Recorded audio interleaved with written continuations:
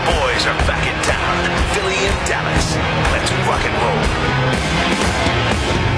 All right, Sunday night, where are you? Waiting for the game that leads red, white, and blue. You want some football? We want it too.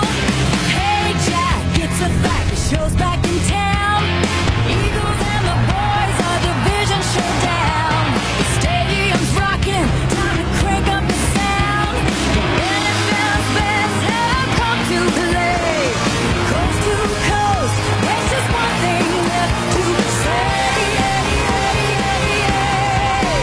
I've been waiting all day for Sunday night. Get on your feet for a star-spangled fight. More than a game, it's every fan's right. That's why we're waiting all day for Sunday night. Sooner or later, you knew it would be Austin.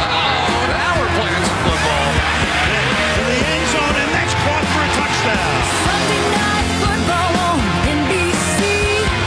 Al, Ed, and Chris are the best on TV. Stars are out, it's the place to be. 'Cause the NFL runs on NBC. Yeah.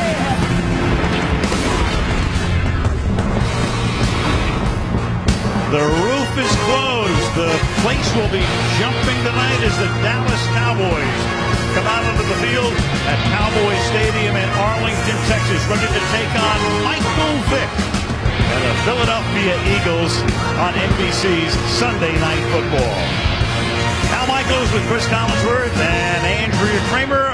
Welcome to Cowboys Stadium. Well, the Cowboys' dream at the beginning of the year was, with the Super Bowl to be played here 8 weeks from tonight, they would come out onto the field. They'd be led by Coach Wade Phillips. The quarterback would be Tony Romo. We all know what has happened.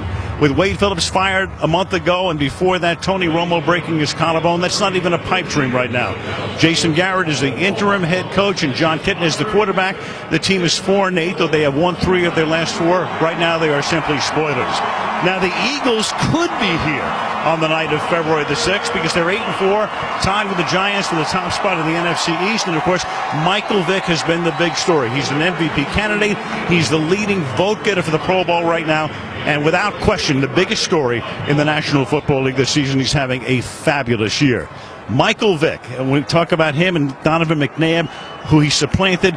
Vick supplanting McNabb, who gets traded away basically because of those 3 losses last year to Dallas. So we'll see a different Eagles team tonight. What do you expect from Philadelphia and from Vick? Well, you know, we always talk about how fast Mike Vick is, but the other guys on this offense are really fast too. And then you add Mike Vick in as the quarterback, and as I was watching the tape this week, I started thinking, is this the fastest offense that I've ever seen? And it may well be. And I think the frightening thing for a lot of the other teams out there is everybody on both teams are telling us the same thing. They think Mike Vick is getting better every single week. Some week they look like the Penn Relays from time to time. The Dallas Cowboys, you talk to the players and you say, okay, what's the difference between 1-7 and now 3-1 under Garrett? They say we're playing better. Give me a better answer than that. Well, it's just, it doesn't even look like the same team that we saw get humiliated in Green Bay about a month ago. And I think the reason why is that Jason Garrett has gotten them back to exactly who they are. And that's a big, tough, physical football team, fully capable of dominating at the line of scrimmage. And that was the formula that they used to beat the Philadelphia Eagles 3 times last year. And playing better defense as well under Garrett. Meanwhile, let's take a look tonight, among others, in this NFC East battle at DeMarcus Ware with his 9.5 sacks, and the big play guy for the Philadelphia Eagles is Deshaun Jackson. Coming up, Philly Dallas on Sunday Night Football. Don Meredith died last Sunday. He was an original Dallas Cowboy, a franchise that began play in 1960, and he was its first big star. He quarterbacked the Cowboys for 9 seasons, led them to 2 championship game appearances, and then at age 30, coming off 3 straight Pro Bowl selections, he retired. 2 years later, he would return, not to the field, but to the broadcast booth, joining a new primetime experiment called Monday Night Football, where he'd become an even bigger star. The lights, the party's over. They say that all good things must end. Call it a night. The Dallas Cowboys now invite you to join us in a moment of silence for number 17, quarterback Don Meredith.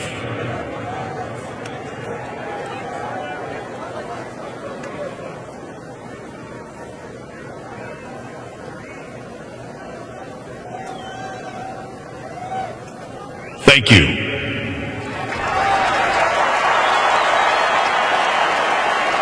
Two words come to mind when I think of Don Meredith. Great fun. Oh, my gosh. You know, I mean, there are just special memories from your childhood. And that Monday Night Football crew and the way that we all fell in love with the game watching it and watching Meredith, and the only time that any of us would ever go to bed, no matter what mom or dad said, was when we heard that song. Iconic. Quarterbacks to retire after 3 straight Pro Bowls. Take a look at that list. John Elway, not only 3 straight Pro Bowls, but the 2 Super Bowls. You saw Roger Staubach was here tonight, the great Norm Van Brocklin, the Eagle, and Dandy Don. And it's hard to believe that he joined that Monday night booth at 32 years of age. Started there, went to NBC and worked with Kurt Gowdy for a while, and then back to ABC, and then in repose in New Mexico for a lot of years. He will really be missed. David Beeler will kick off. Philadelphia won the toss. They've elected to receive Jura Calvin. A rookie will run it back, a rookie from Troy, same school that produced DeMarcus Ware. So Michael Vick will go right to work, barring a fumble. And away we go from Arlington, Texas. Calvin from the 1-yard line. Straight up the middle. And Philadelphia will set up shop at the 27-yard line. Let's take a look at the Philadelphia starters. Michael Vick, Virginia Tech. Rashawn McCoy, Pitt Panthers. Owen Schmidt, West Virginia. Deshaun Jackson, California. Jeremy Macklin, Mizzou Tigers. Brent Selleck, Cincinnati. Jason Peters, Arkansas. Todd Herman, Saginaw Valley. Mike McGlynn, Pitt. Max Gene Gillis, Georgia. King Dunlap, Auburn. King Dunlap in place of the injured Winston Justice out with a knee injury. This offense is number 1 in the league, meaning they've gained the most yardage. They are number 2 to New England in scoring. And Vick will start with play action and a roll to the left and a ton of time, and he'll go deep for Jackson, and he makes the catch at the 20 and gets tackled at the 12. Shades of what they did against the Washington Redskins. The first play of the game, an 88-yard touchdown. Michael Vick going right to work on the cornerback Terrence Newman for the big game. Well, you're going to see Mike Vick on the rollout here, and what they did is they basically did a sort of delay route with Deshaun Jackson. You saw Jeremy Macklin run down the center of the field. Everybody went with him, and then Deshaun Jackson just took off against Terrence Newman, and they talked about it yesterday. They were going to attack Terrence Newman, and they got him on the first play. Opening salvo is 60 yards. Vick out of the gun. Protected well in the pocket, and then that pass was incomplete. Tried to get right back to Jackson. Newman covering. Philadelphia coming out hot again tonight. The first offensive player of the game against Indianapolis was a 62-yard run by McCoy. Then the Monday nighter in Washington. Then Jackson a 30-yarder in their last game against Houston a week ago Thursday. And Marty Morningwood, the offensive coordinator, loves to go deep on the opening play. And Philadelphia has been very successful on their first drives this season. Here's McCoy, but he's going to get stuffed after taking the inside handoff. Orlando Scandrick comes up from the secondary to make the tackle, and that'll make it 3rd down and 13. Well, they do so many things on the offensive side, and Jason Garrett fully understands that in order to stop Mike Vick, somehow you got to try and limit what he does. They are going to send some pressure tonight. They're going to try and keep him in that backfield, make him a pocket passer.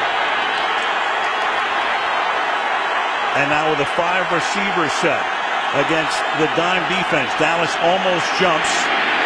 Low flag. Vick is able to escape, hopping away, surveying, throwing, caught, and just a little short of the first down is Chad Hall. Chad Hall about a half-yard shy of the first. It'll be 4th down and inches. Keith Brooking making the tackle. Well, one thing that we've learned over the years, you cannot do this. Marcus Ware is going to go back inside here and open up the door on the left side of Mike Vick. Now you get the run pass option going on the outside, and they're really, you look at the numbers, teams don't stop him when he gets a chance to scramble left. And with this offense, you have the #1 offense in the league. 4th down and inches, you're going for it. McCoy is the running back. They give it to him. And McCoy over right guard picks up the first down. First down and goal for Philadelphia. Boy, really good job by the center, Mike McGlynn here. It was Nick Cole last year that really had a pretty tough time. But watch the center, watch the double team here with Max Gene Gillis. Get the movement. Anytime you get the double team with movement, you're going to pick up that first down. Good hard running there by McCoy as well. Got low. From the 1-yard line, Vick out of the gun. Selleck sets up for protection in the backfield. They send him into the pattern, and Vick follows him into the end zone. Slam dunk.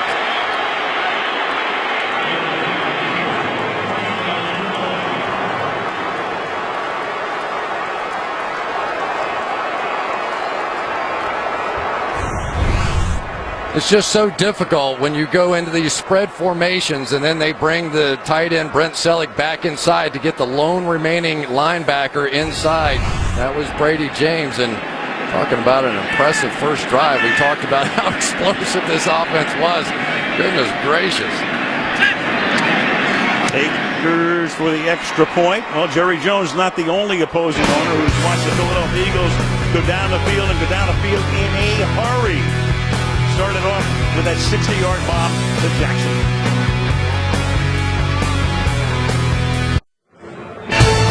Sunday Night Football brought to you by Southwest Airlines. Find our fares online only at southwest.com. By Bud Light, it's the sure sign of a good time. Here we go. By Audi, truth in engineering. And by Windows 7. Well, the Eagles just put up a quick 7. Number 7 scoring it himself, and that is the 7th opening drive touchdown in 13 games for the Eagles this season. So they come out hot, and now the Cowboys will get the ball with Akers to kick it away. And it's taken up at the 9-yard line by Chris Gronkowski, one of 3 Gronkowski brothers playing in the NFL at the moment. Kitna coming out onto the field, and back we go to the touchdown. Jackson's going to come up here and hook. Meanwhile, you're going to have a post and Mike Vick going away. So it looks like it's going to be a throw to the post because the bootleg is going so far away. Jackson just kind of sits there right here, and then he just simply is too fast for Terrence Newman. Newman has a 5-yard head start on him, and he ends up losing by 5 yards. And that was the opening play of the drive, and then Vick, of course, following Selleck through the middle for the touchdown. So now John Kitna starting from the 23-yard line with that short 3-step drop.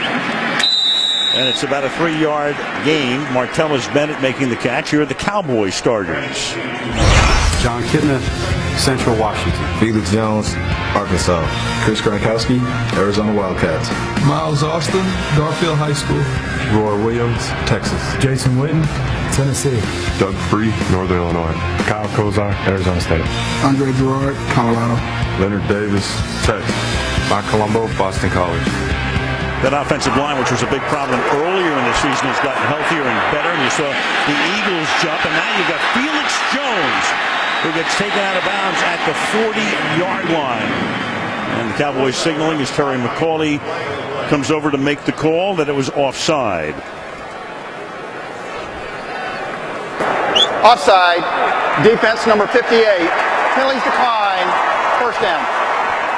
Trent Cole came across the line. So John Kitna takes over for Tony Romo. He hadn't taken a snap in 2 seasons. Started his career at Seattle, then he went to Cincinnati. Remember, Carson Palmer backed him up in his rookie season. Then he went to Detroit, and now he's in his 15th season. Told us the other day out of Central Washington, he said, I was just hoping to get 1 year in the league. Now I've got 15 and counting.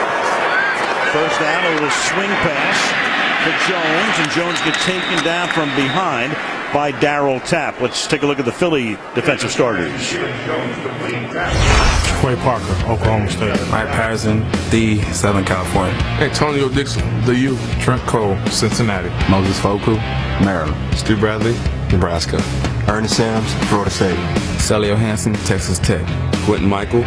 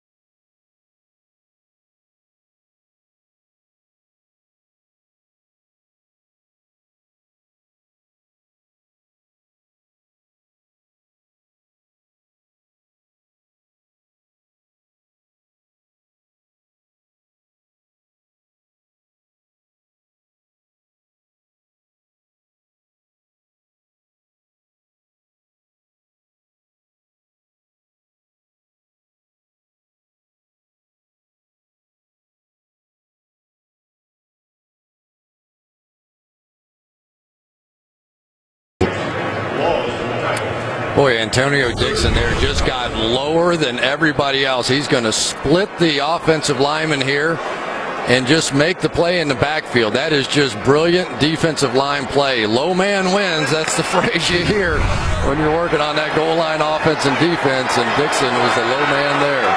How low can you go? Third down and goal. The ball inside the 2. Shotgun.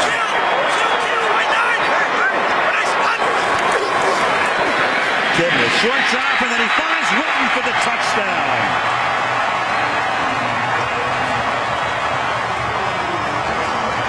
Jason Witten makes his 66th catch of the season. It's his 5th touchdown. Well, Jason Witten's going to get the touchdown, but John Kitten is the reason they completed this pass.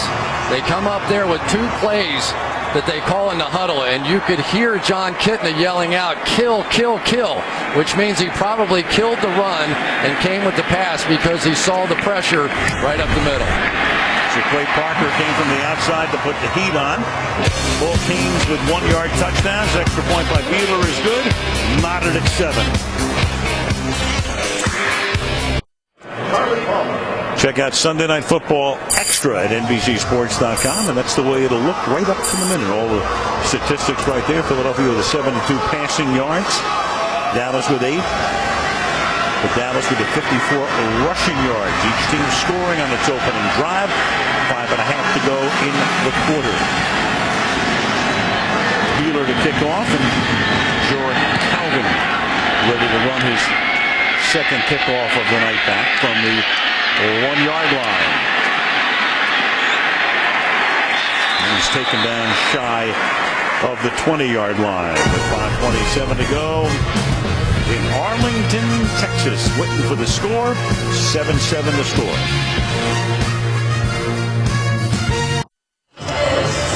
One-of-a-kind Cowboys Stadium opened last year here in Arlington, Texas. Field boxes right there. You can get just about everything, including fried quail, cotton candy, you name it. You name it. They've got it.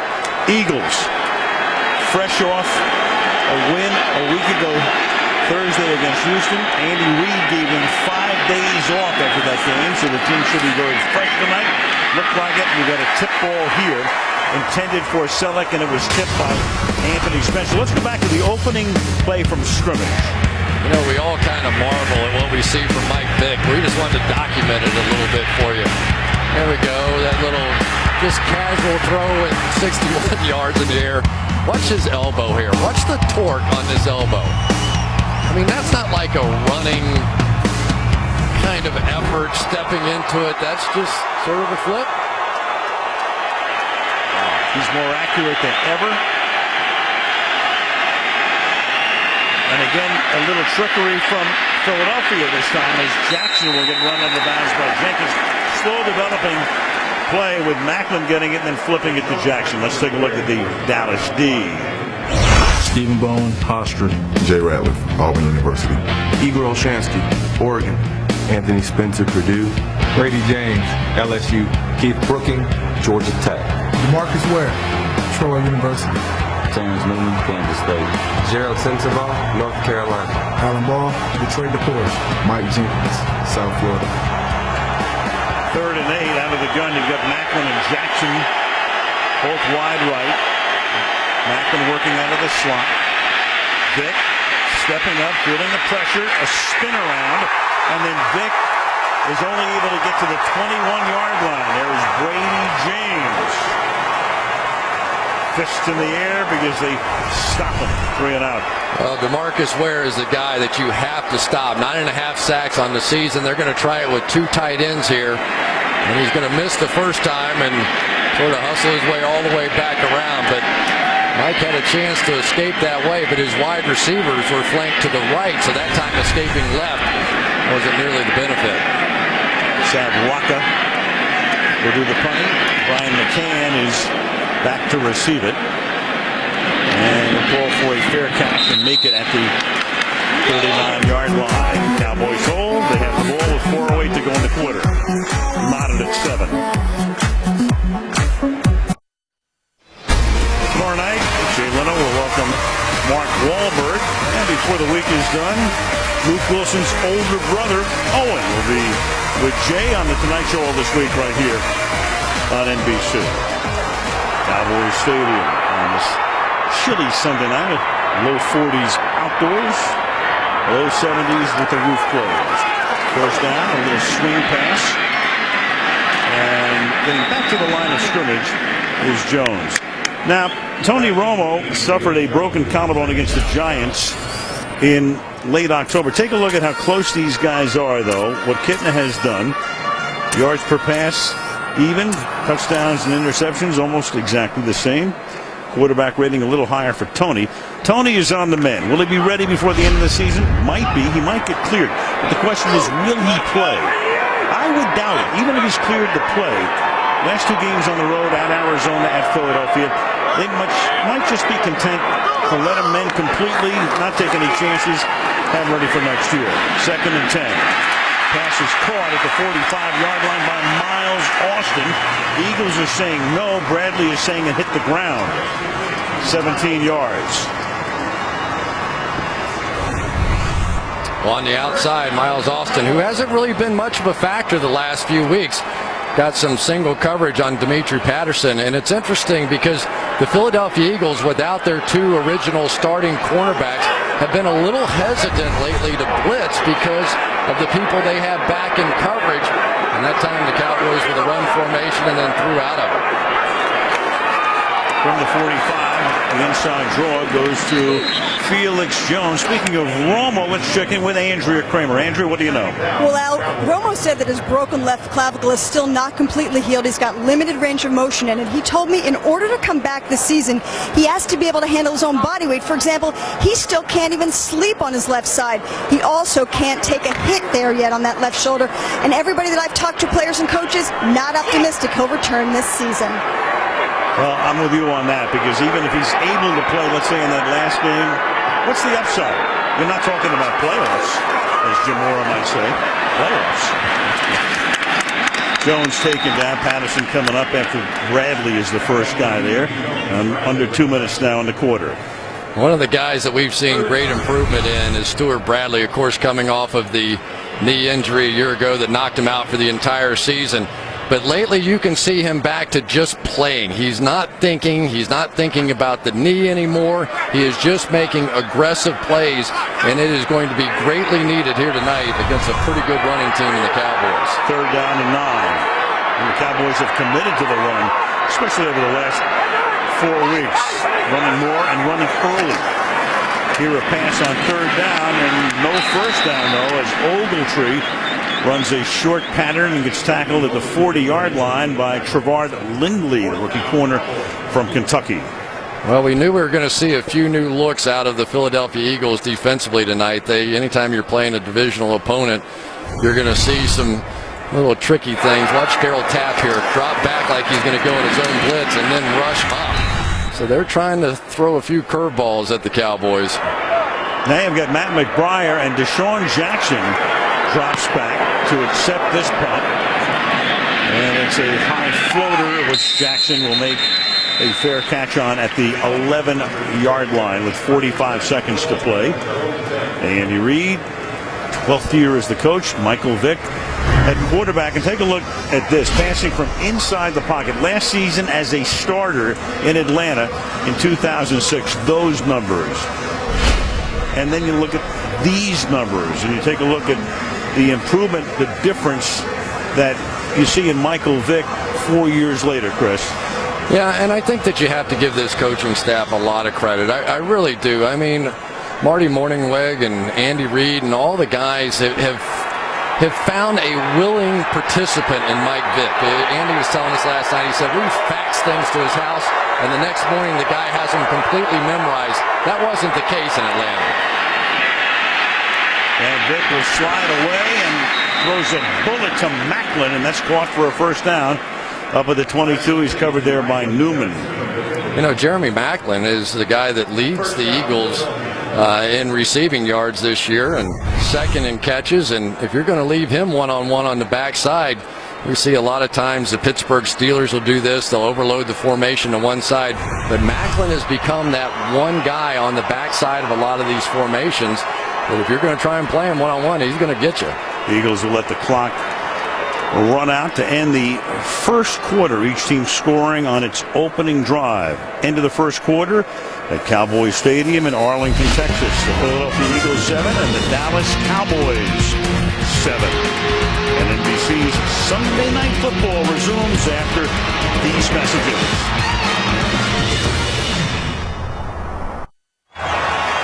Downtown Big D. And the aerial coverage tonight brought to you by the film The Fighter. Al Michaels, Chris Collinsworth, and Andrea Kramer. Second quarter, and there is Sean Lee, and the rookie out of Penn State had some game last week against Indianapolis. 2 interceptions against Peyton Manning, including one in overtime.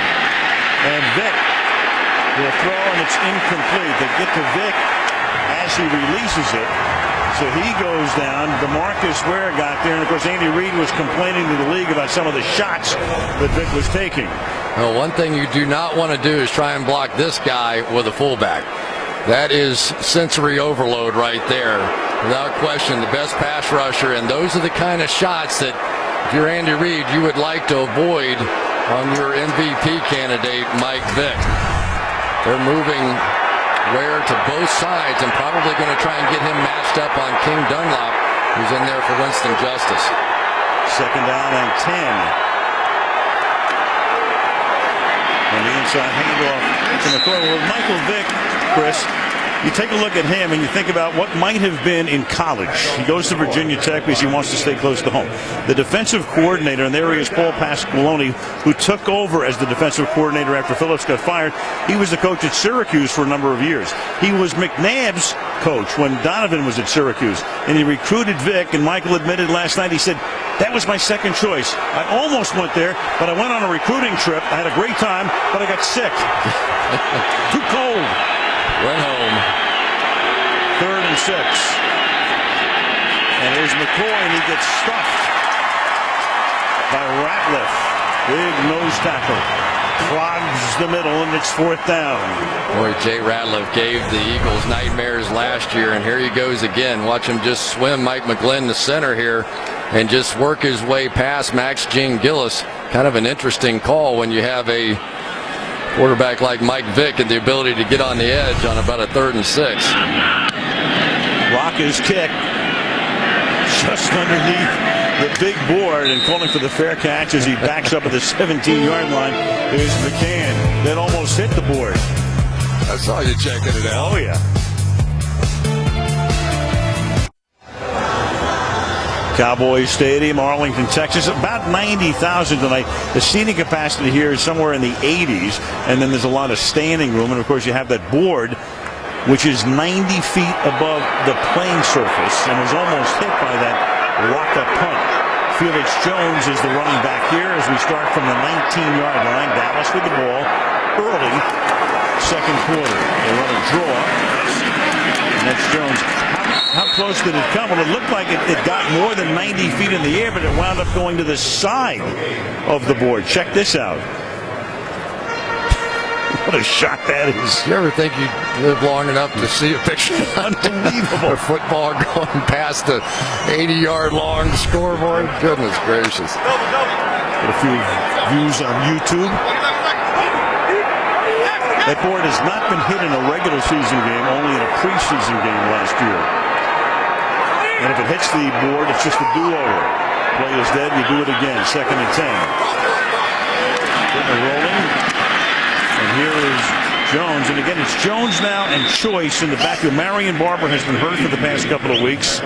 So he's dinged. And, of course, it looks like Felix Jones is finally going to get his opportunity to be the primary back. And Choice is seeing more and more action as well. Watch this one right here, Al. Think this one should have been a penalty?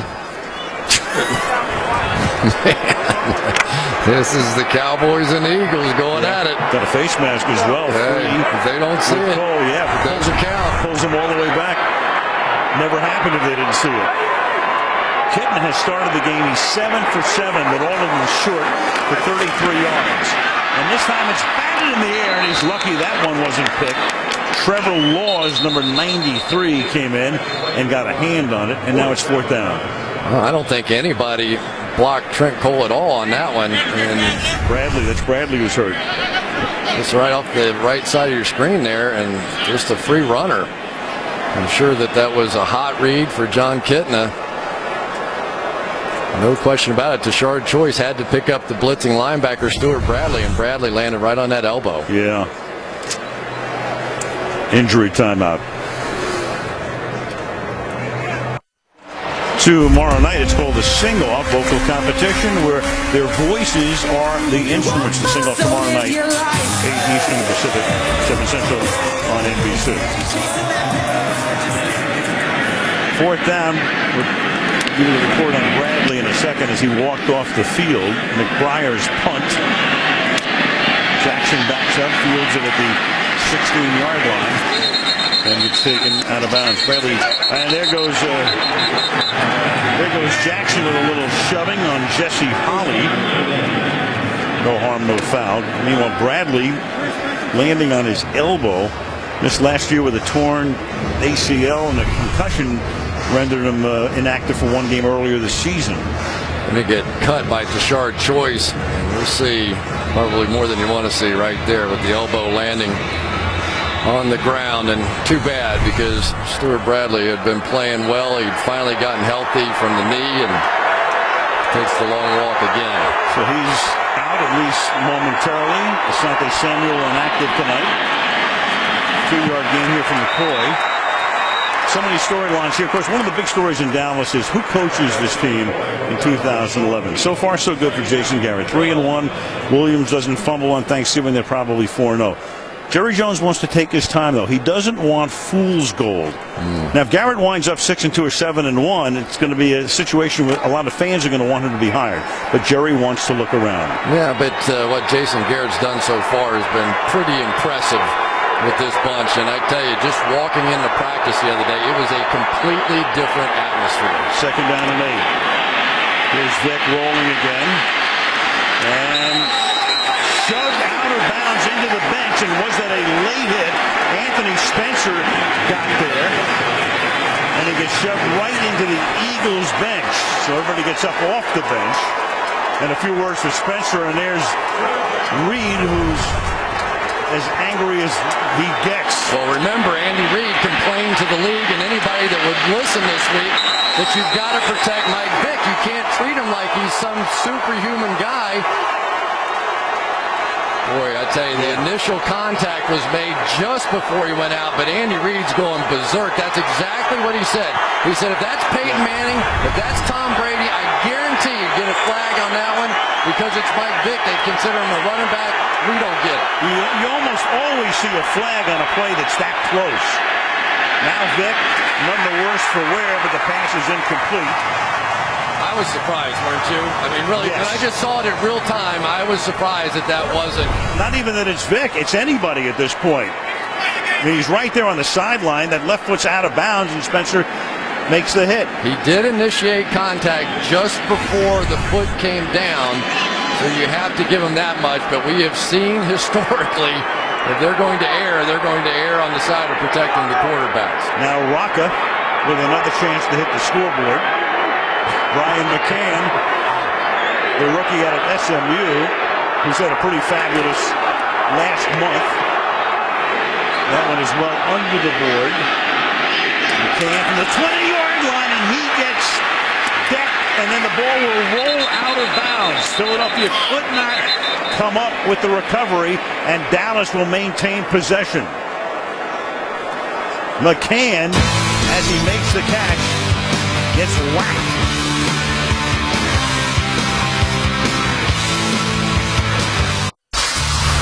With NFL.com's new mobile apps, you can manage your fantasy team, get up-to-the-minute news, stats, and scores no matter where you are. NFL.com/mobile.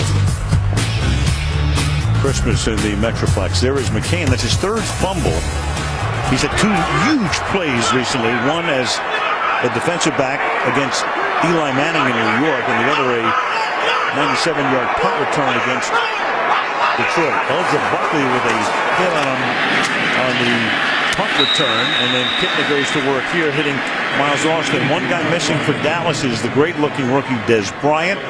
Fractured ankle last week on a kick return. So Miles Austin and Witten and Roy Williams and Bryant form quite a receiving corps for Dallas, but of course Bryant right now out for the season. Yeah, we talked to Jason Garrett about it. Does Des Bryant's injury change your mind about using him on special teams? And he said absolutely not. That's a big reason why we drafted him. 2 touchdowns this year on returns. Meanwhile, with Bradley back in the locker room, Jamar Chaney, a 7th-round draft choice rookie out of Mississippi State, is in the middle for Philadelphia defensively. It'll be 3rd down and 4 after the Jones run. Well, one of the big returning guys this week is Jaquay Parker right here. He comes back in after a couple of weeks off with an injury, and what a difference he's made. I tell you, the surprise so far to me of this game is the way the Eagles have been playing the Cowboys running game. The Cowboys looked awesome running the ball last week against the Colts, but the Eagles, even with the backup linebacker, getting it done now. 5 receivers in this set. Play clock down to 0 on 3rd and 4, and a little short flip is incomplete to Bennett on the outside. He's covered there by Quentin Michael. Getting it now 8 for 10, but for only 39 yards. Well, they show that pressure all the way up the middle, and I know that Kitna was going to try and work this one into the slant, but then those linebackers dropped back underneath it, and he really had no choice but to dump it in the flat, and even if he caught it, it wouldn't have meant anything. Deshaun Jackson, 3 returns of punts for touchdowns. It's over his 3-year career. Picked by McBride. Jackson looking to run it back. And they'll get it back to midfield before Holly sends him out of bounds at the 50. Philly takes over. The game tied at 7.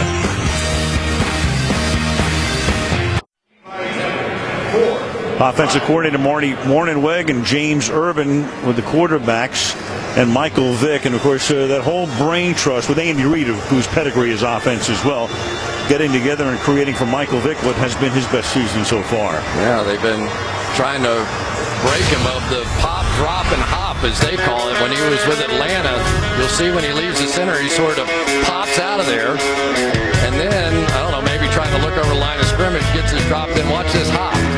Then he does the hop, and they're trying to keep him knees bent, stay low, stay on balance, so that when you want to throw, then you can just go anywhere you want or run the football. So here's a better look. Now watch him. A little smoother there, on balance, knees bent. It really has been a retraining of a quarterback, and boy, has it been effective. Clearly an MVP candidate this year. 3 of 7 for 83 yards, 60 of those on the first play. Philly loves to screen, and here it is to McCoy, and it's a great open field tackle as Newman comes up to stop him just about at the line of scrimmage. Well, you called that one right. Terrence Newman had about 20 yards of space around him, and he came up with a clean open field tackle. So Newman got beat early in this one, but LaShawn McCoy is one of these shiftier guys that you'll see. Look at all that space around him right there. He'll make that tackle. That one might go for 20, 25 yards. Beautiful. 2nd and 10.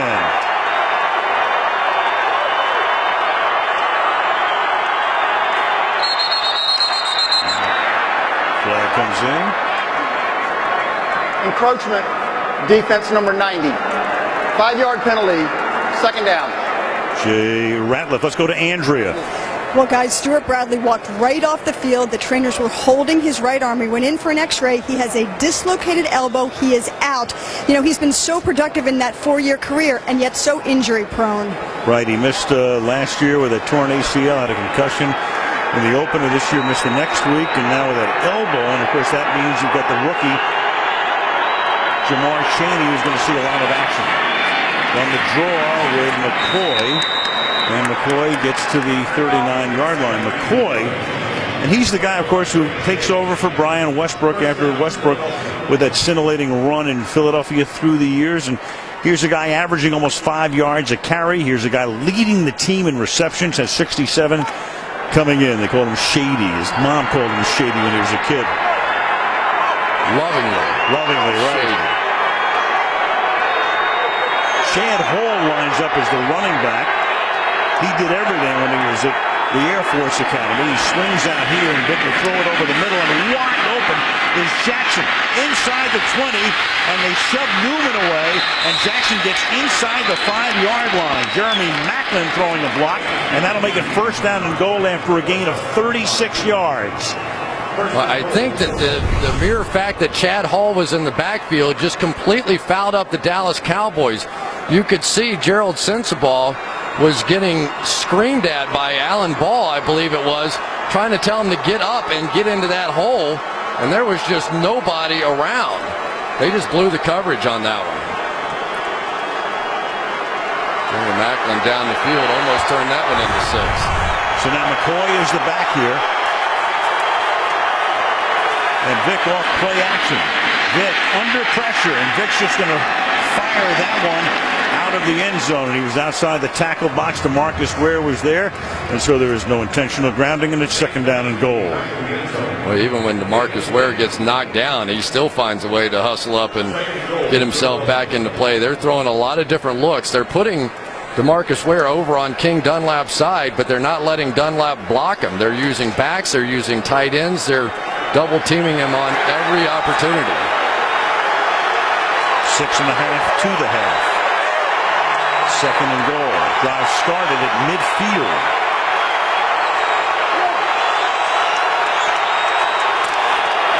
Little toss to Hall, and he'll get taken down just short of the 1-yard line. Well, that's creative, but I don't know what it accomplished.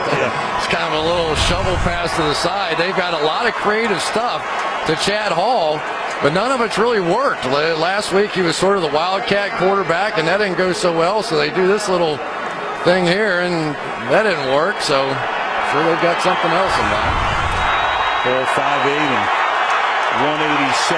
Third down and goal inside the 2. McCoy is the back. The fake to him. Vic rolling, throwing, caught, touchdown. Wide open is Todd Harriman, who lines up as an eligible receiver, and the guard with a touchdown. Party time in Philadelphia tonight when an offensive lineman scores a touchdown. This will be good. But Todd Harriman obviously reporting as an eligible tight end right here, and he's going to block on Anthony Spencer. Get him out there. Spencer's trying to grab him. He knows he's trying to get out. And then Mike Vick hits him right between the 7 and the 9. I think he just stuck. Words you don't hear very often. Hit a guy between the 7 and the 9. Akers with the point after. Second career touchdown for Harriman. Scored one 2 years ago in a game at Seattle. 5:49 to go. First half. Philly up again by 7. Andy Reid's been coaching since '99 in Philadelphia. So against the Cowboys, he faces them twice a year. 14 wins, 14-8. Joe Gibbs with the record most career wins, but Joe was 15-16. Best winning percentage, go back to Blanton Collier, who succeeded Paul Brown in Cleveland. 667. Then there's Andy.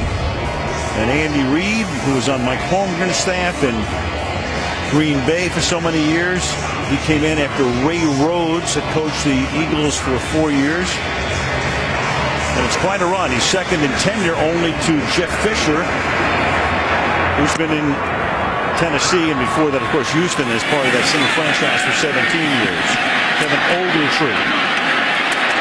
Up past the 20 to the 26-yard line. Eagles owned by Jeff Lurie since the early 90s. And it's been a good combination, Lurie and Reid, and they've kept them in contention every single year. And they were talking about, Michael Vick, and Jeff had to sign off. When Reid and the rest of the front office thought about bringing in Vick, Jeff had to spend a lot of time with him. And I think Reid put it really well. He said, Vick he's been a rock star, and he's been at the bottom of the birdcage. And now he's back to being a rock star. He is. He says everywhere he goes, he gets a warm reception. Forgiving nation, I guess, because pretty unforgettable what he did. From the 27-yard line on first down, Kitna. And with a flag down, Kitna's going to run and pick up about 8 yards before he's tripped by Ernie Sims. Terry McCauley must be traveling with our group. He reffed last Sunday night's game. Where were we? Baltimore. Oh, yeah. Illegal contact. Defense number 53. 5-yard penalty added to the end of the play. Automatic first down. Moses Foku. Well, Moses Foku, number 53, is going to have the man coverage, and there's a little shot. Must have been just beyond the 5-yard area. Talked about it before, but remember, there is an official watching every single eligible receiver, and they have landmarks out there. They know where that 5-yard marker is, and if it's at 6, you're getting a flag. From the 40. And Kitna with that head bob. Ball start. Offense number 19. 5-yard penalty. First down. Miles Austin. You know what's kind of interesting is, did the Cowboys beat the Eagles too badly last year? Because by beating them 3 times, it sort of forced the hand of the Philadelphia Eagles to make some major changes. Now, they were a little bit lucky, let's face it. I mean, it wasn't the plan to go to Mike Vick. They were certainly thinking it was going to be Kevin Cobb. But I think those 2 back-to-back losses forced changes that were very positive for Philadelphia. I think that's exactly right. And Kitna throws, and that is caught by Williams. And Williams gets into Philadelphia territory to the 45-yard line before he's tackled by Shane. Roy Williams is an interesting case. Here's a guy that started so hot this season, had 5 touchdowns in the first 5 games and none since. To some extent, with John Kitna in there, I think this offense has shrunk a bit. You see a lot more throws to backs. You see a lot more throws to the tight ends, not the down-the-field type throws that maybe you would expect out of the Dallas Cowboys. 20-yard gain there. Kitna's longest completion is 9 of 11 for 59. Jones. Chris, to your point, after a 5-yard gain, it forced the trade of McNabb, or at least it hastened it. Brian Westbrook, he was about finished there anyway, but Brian left, and there went Sheldon Brown and Gokong and Sean Jones and Trotter and Witherspoon. And there it was, those 3 wins. And I thought going into the season, Philadelphia was a team of mystery. Kevin Cobb was going to take over. Vic was going to be the backup.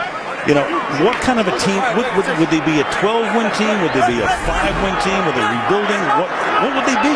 Well, right now they're 8-4. 2nd and 4, and the handoff goes to Tashard Choice. Well, I'll tell you, we saw it earlier in the season when Jaquay Parker came back in. What a difference it made for this run defense. And he does his job. He's just going to he's going to have the contain here and force it back inside.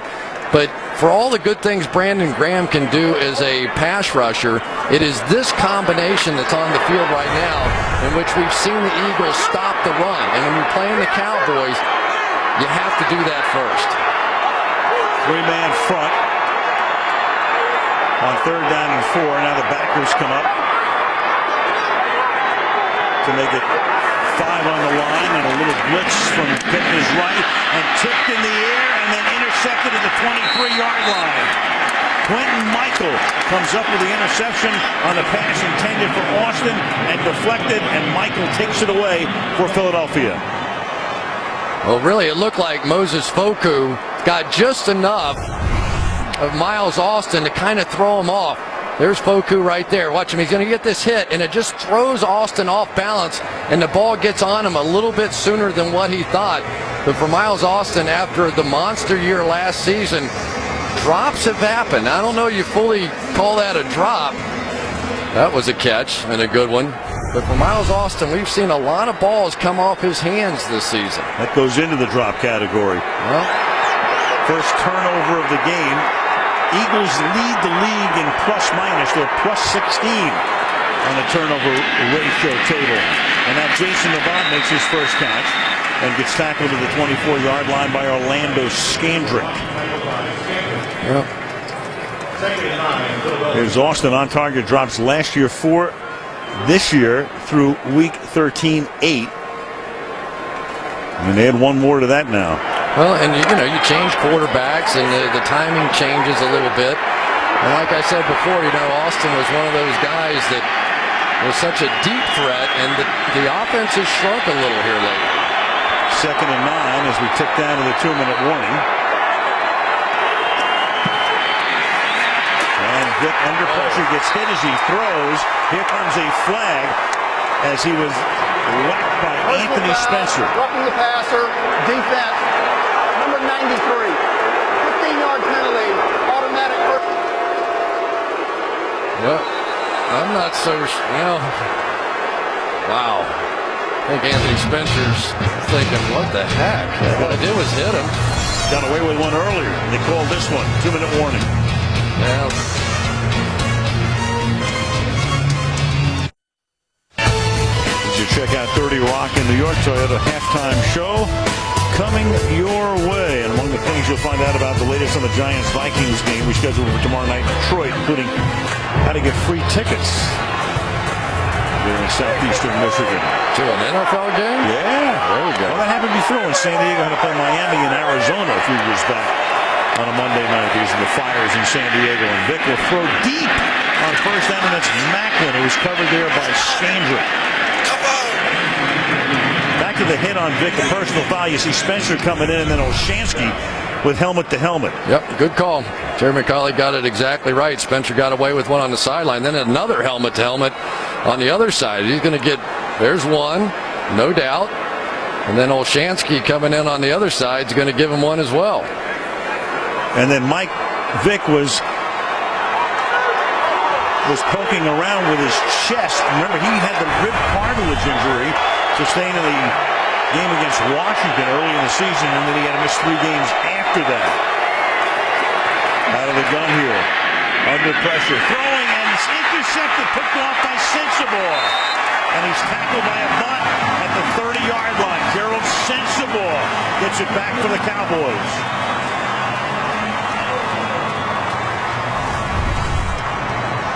Well, this is one of those throws. You've got the middle wide open, and he's going to try and lob it in over the top of Keith Brooking running down the middle of the field, and just lobbed it too far. But again, pressure coming at him.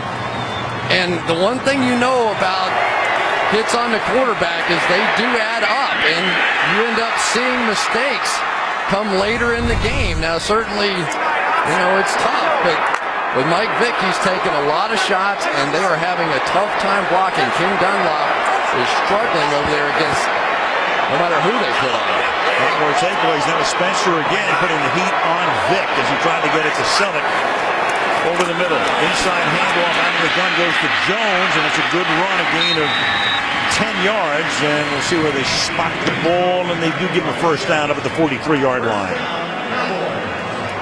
Kind of a significant drive here. You get a real momentum lift and get the turnover. If you can get at least 3 points on the board, you're feeling pretty good going in at halftime.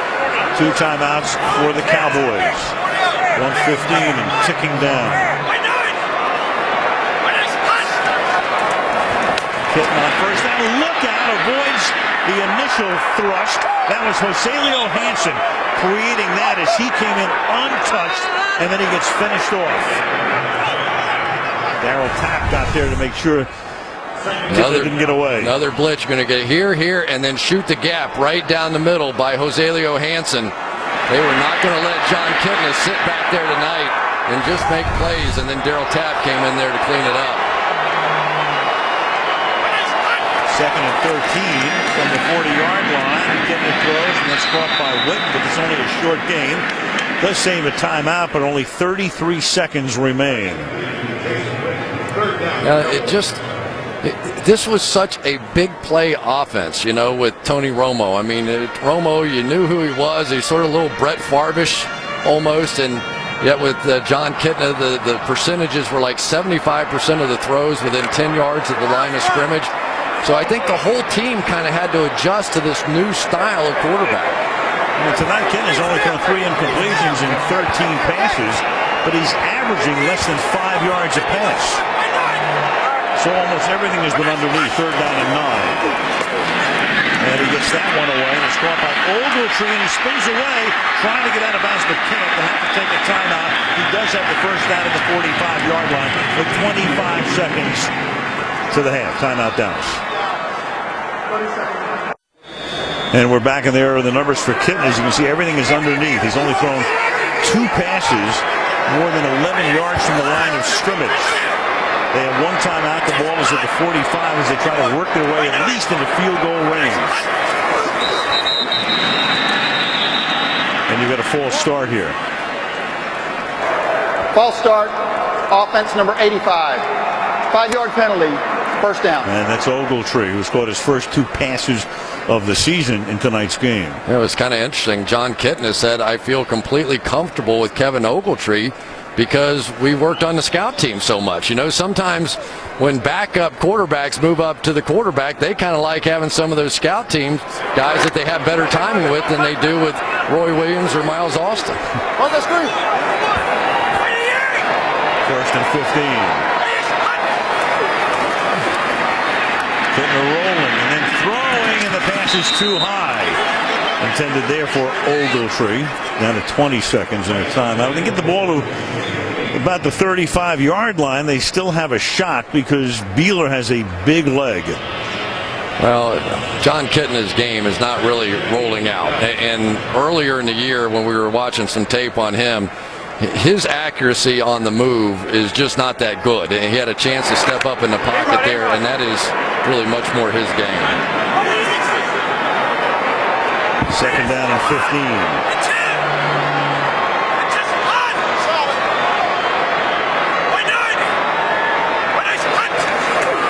Three-man rush. Been able to throw it over the middle, and going down is Ogletree, and he's able to make the catch at the 33-yard line, and then they take a timeout here with 10 seconds. Sunday Night Football being brought to you by Subway Restaurants. Wake up to new breakfast melts at Subway. By Nissan, innovation for today, innovation for tomorrow, innovation for all. By Sprint, the Now Network, and by Reese's, the perfect combination of chocolate and peanut butter. About the artwork in this stadium. Oh, fabulous. Jones, the wife of Jerry Jones, dedicated herself to making sure that the artwork in this stadium was second to none. And what a lovely woman she's talking to off there to the left there. Miss Linda Michaels. No, well, is this a catch or not is the question now. And this is going to be reviewed upstairs. No challenges in the last 2 minutes. So he goes to the ground. The ball is moving around, and the question is, did he use the ground to help him secure possession? The previous play will be reviewed. It's under review. It looks like, I mean, the ball clearly contacts the ground. And now the question becomes, did the ground help him maintain and complete possession of the football?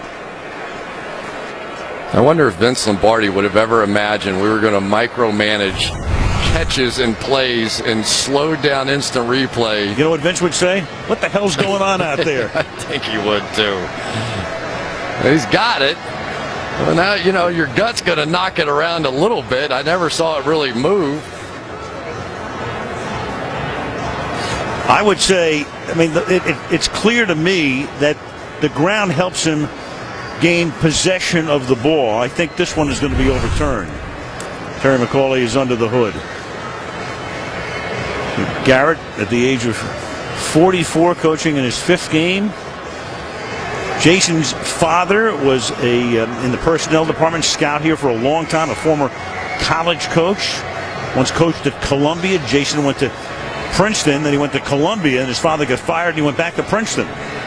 Not a bad so much place for the Lions. Yeah, but I tell you, Al, I was so impressed watching their practice the other day, and I was reminded of Jimmy Johnson. You know, Jimmy Johnson was notorious for having tough, hard-nosed, disciplined, physical practices. And when I brought it up to Jason, I said, well, Jimmy Johnson practice out there? He said, oh, yeah, he had a major influence on me. Of course, he was the backup quarterback when Jimmy was here. Do it After fast. review, the ruling on the field stands. First down, Dallas. Wow. The game clock should be set for 13 seconds when the player calls timeout. 13 seconds, please. I'm surprised, and they're going to bring Beeler out right now with 9 seconds since they don't have a timeout. They reset the game clock to 13 seconds. You know, you would think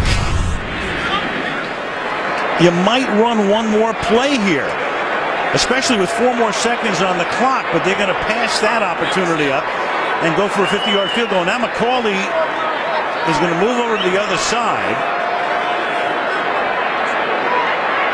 What he was going to move over and say something to Garrett. Meantime, with Garrett, with those 13 seconds, is still on first down.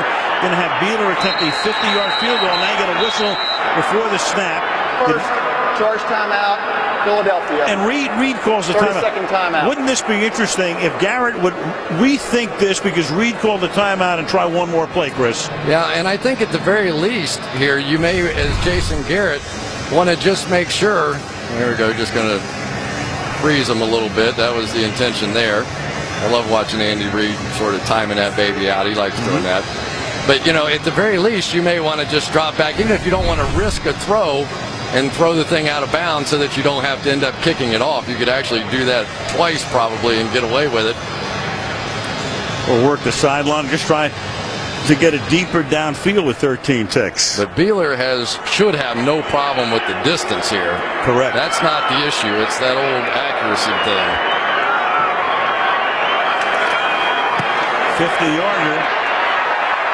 And that one is just inside the right upright. So they get the call on the replay. Beeler tacks on 3, and the score is 14-10. Now this David Beeler is something else. He's a guy, I think he's got like 9 tackles on the kickoff team. One of the fastest guys on the team. Big, strong, physical guy. I think he used to play linebacker, and he loves playing the game. Kind of a fun kicker to have on your team. Headbutts and does all that stuff. Real football player. Yeah. I never did a headbutt. Like, why? Mid-season replacement. Most points scored in the first 4 games. Wally Lem took over for the Oilers in their second year of existence. Ray Berry for the '84 Patriots, and then he was able to get them to the Super Bowl the following season. And then Garrett with 133 points in his 4 games. He was the offensive coordinator. You know, we were talking about, do you make him the head coach next year? Well, you know, part of the issue was, I mean, he was part of, I don't want to say the problem, but he was the offensive coordinator for the first half of the season. But really, if you looked at the numbers, the collapse of this defense was the main culprit. Now you've got a tough decision here. You don't want to set these guys up where they're going to end up having a chance for their own field goal. Now you've got the run back by Calvin. He'll get it out to the 25-yard line, and the clock will show 2 seconds. Dallas will get the ball when the second half starts. And I've noticed this year after that opening play against Washington just before the half where we saw the fumble in that one, we've seen a lot more coaches in this kind of situation take a knee maybe than they even had in the past. I think there's very little upside and there's a big downside. You have a fumble, you have a sack fumble, you have an interception. You'll have none of those right here. It's simply a kneel down, and that ends the first half in Arlington, Texas. With the score, Philadelphia 14, Dallas 10. Coming up next, the Toyota halftime show after these messages from your local NBC station.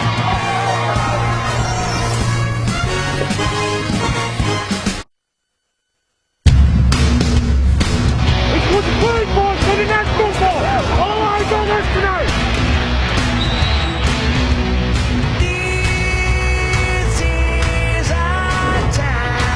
Follows him into the end zone. Slam dunk. Get up, get up, get up, get up. Time to fly. Getting a short drop, and then he finds Witten for the touchdown. Vic rolling, throwing, caught, touchdown. Wide open is Todd Harriman and the guard with a touchdown. And thus we start the third quarter with Philadelphia up 14-10. Keep your head in the game with NFL Mobile, only from Verizon, the official wireless service provider of the National Football League. Cowboy Stadium, Arlington, Texas. Al Michaels, Chris Collinsworth, Andrea Kramer on the second Sunday night of December. Wrapping up the 14th week of play in the National Football League. So Ogletree back to receive the kick. Dallas gets the ball as we start of the third quarter. Akers coming forward from the 2. Ogletree coming right up the middle and tackled up at the 33-yard line by Eldra Buckley. Well, Vic not sacked in the first half, but boy did he take a lot of hits. And this is the one that may be the most significant. On the interception, you could see his thumb hit the helmet of the Cowboys defender, and he was over on the sideline messing around with it. So we certainly are going to keep an eye on that as we move forward with this one. 33-yard line. They start here again. Philadelphia minus Stuart Bradley, their starting linebacker. Jamar Chaney, the rookie, in that spot. And he joined us late. Asante Samuel inactive again, third straight week. Leadership batted and then batted and swatted away, and a flag is thrown.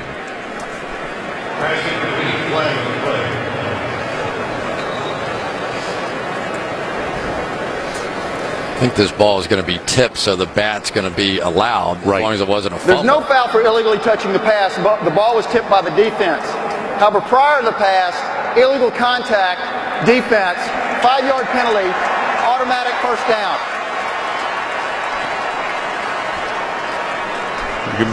Give him the ball at the 38. Patterson had a penalty earlier, a big one that led to the sustaining of the first drive, and that might be the case here with Roy Williams. Well, these are very young corners, and it's the reason I keep waiting for that deep shot. You know, if nothing else, just to scare these guys a little bit. Because with free agents out there, you have to try it. Going that one away. Not only are they missing Samuel, but also Ellis Hobbs, who got hurt in that Sunday night game, and they lost Marlon Jackson in preseason. Let's go to Andrea. Well, Andy Reid visibly upset by all the hits on Michael Vick. When I asked him about it, he didn't want to comment on it, just said they have to protect better, run the ball more, and get their offense into some kind of rhythm. As for the Cowboys' lack of downfield throws, Jason Garrett said Eagles are getting good pressure and playing tight coverage, but they will still try and take their shots downfield.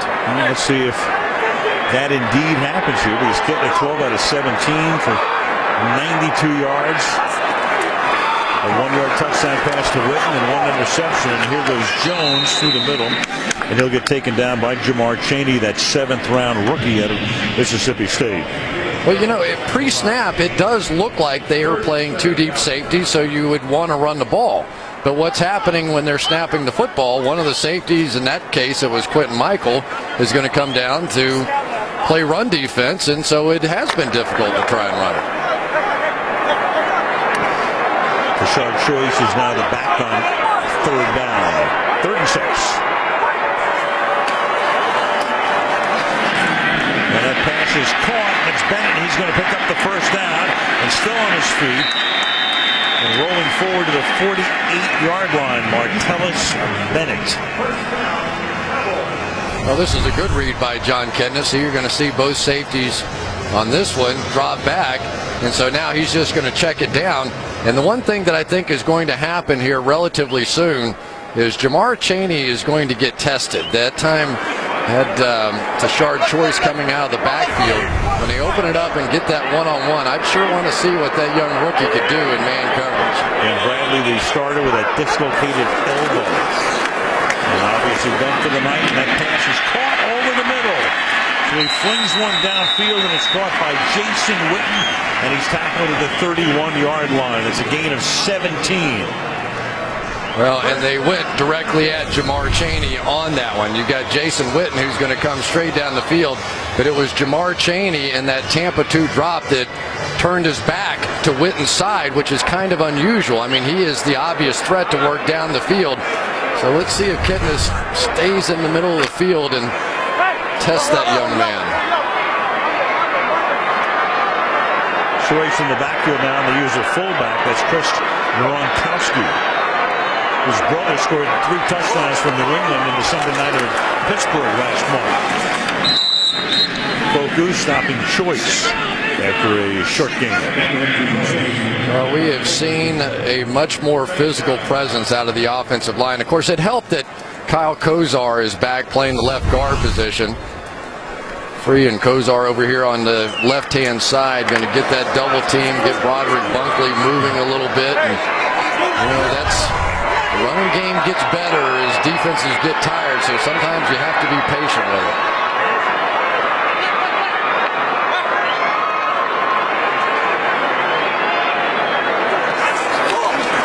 On 2nd and 8. Off the fake, set it up, go the other way. Second catch for Bennett on this drive. Tackled by Quentin Michael. First down, Dallas. Anytime Jason Witten comes across the formation, you tend to pay a little bit more attention to him. But watch right there, Martellus Bennett is going to go to the ground, sit there patiently, and just wait for that screen coming back across the way. I think defensive players and defensive coordinators hate that play more than any other, especially you see a lot of it down there on the goal line. 19-yard line, first down. Ketna sliding to his left, and the pass is incomplete, intended for Roy Williams. Patterson with the coverage. Kind of Roy Williams just didn't come out of this break really hard. I mean, he looked like he was in perfect position. He's going to come and then just relax a second, and then wasn't quite ready to make the catch. You could see that Kitna did the right thing, drew him away from the coverage. It was just that moment's hesitation coming out of that break there that probably cost them the completion. And again, two guys with a lot of experience having played together in Detroit. Felix Jones is back in as the running back. Kitna going for Bennett again, and that's swatted down. There's a flag thrown. Kurt Coleman knocking it down on the underthrown ball. Wouldn't have counted anyway. Illegal use of hands to the face. Offense number 65. 10-yard penalty, second down. Center, Andre Garrod. Sometimes you get a good, quick first move, and the center really has no choice. Believe me, they would rather take the penalty than get their quarterback hit, and so I've never seen a quarterback yet yell at an offensive lineman for protecting him in that situation. That's all right. I can complete another pass. Just don't send me to the hospital, big guy. Against the Eagles last year, there was 2 games in the regular season with 4 penalties and only 3 the rest of the schedule. On second down and 20 now. And that pass is dropped by Ogletree. Picks it up by Austin on the play, incomplete, third down and 20. That was really a nice play by a young man, Trevard Lindley, a 4th-round pick this year, who came off the edge. Just another one of those inexperienced kind of guys they've got to throw out there and see what happens. He's going to see this screen, but Austin's going to come out and try and get him, and he just couldn't quite get there. He smelled it out all the way. Clever play by Lindley. Rookie out of Kentucky, playing the outside of the nickel. Third down and 20, and they'll keep it on the ground and give it to Jones. And he'll pick up about 4 yards. Cowboy loses his helmet. Chaney makes the stop. Leonard Davis is the guy saw helmet. Unbalanced line here, but watch Leonard Davis. He's going to come around and hit somebody so hard his helmet goes flying. Coming right out. Dong. Well, that's the Ernie Sims. Ernie Sims is, tell you what, he's not a big guy at all, but he is known to do some violent hits on the field. David Beeler trying to make this a 1-point game. This will be a 43-yard attempt. McBriar puts it down, and Beeler's kick is good. Opening drive, second half, results in a field goal. 14-13 Eagles. Next Sunday night, America's game of the week, we will be in Foxborough, Mass. The Green Bay Packers come to town to take on the red-hot New England Patriots. Football night starts at 7 Eastern time. Top rated today, setting or tying a record held by Don Meredith. 6 consecutive games with at least 2 touchdowns and no interceptions. Kickoff taken at the 2-yard line by Jurek Calvin. Back to the 22. He comes with 10-11. They go in the third quarter. Eagles with the ball up by a point. Mike Vick leading vote getter for the Pro Bowl, and he has taken some shots tonight.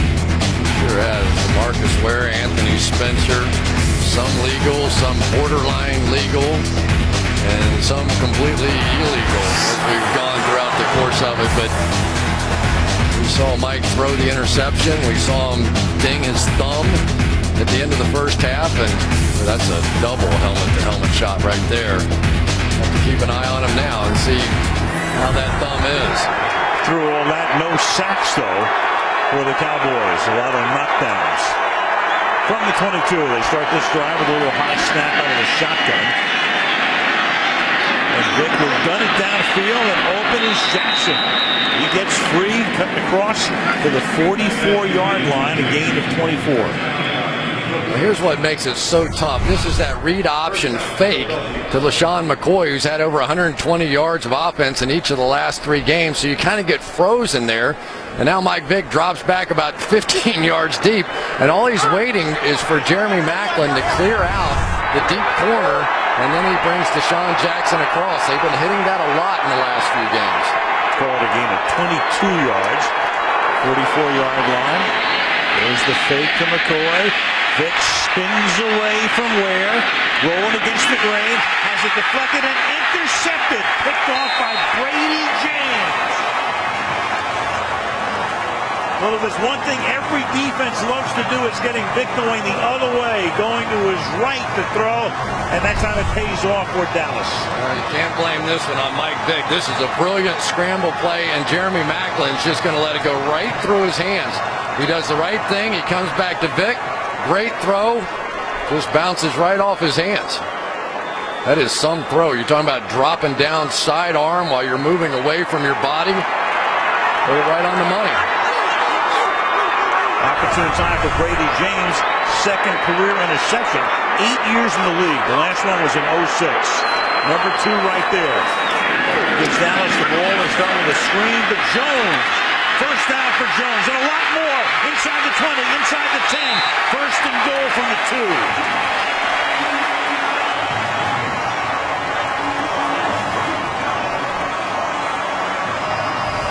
So many times after a turnover, big plays can get you. And for Felix Jones, I still think this is what he does best. Not necessarily running between the tackles, but you get him in space. He is just so dynamic. What a great job with those offensive linemen getting down the field. Andre Gerard and company paving the way. Good initial block, too, by Kyle Kozar to help spring him. From the 2. Nothing doing. Jones through the middle with 8.5 to go in the quarter. Second and goal. So the Philadelphia Eagles fairly comfortable, and then back-to-back interceptions, putting the Cowboys right back in this. Trent Cole, the guy that they've been focused on ever since he's been around here. There's no question the Dallas Cowboys thought, we're going to win this game. We have to take Trent Cole out of it. He is their best pass rusher by far. Second and goal.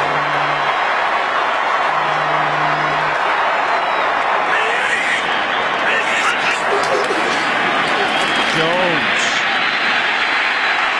Touchdown.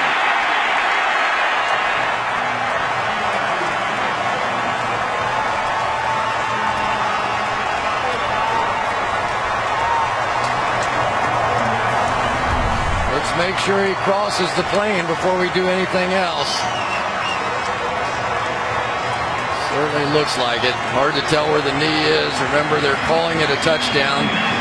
With the forearm strike, there was his arm down underneath, right there. We know if they get a chance, they could take a look at it. Well, Andy Reid gets the word from upstairs, don't challenge him, he doesn't. I don't think they'd overturn it. You didn't see him out. Peeler to the point after.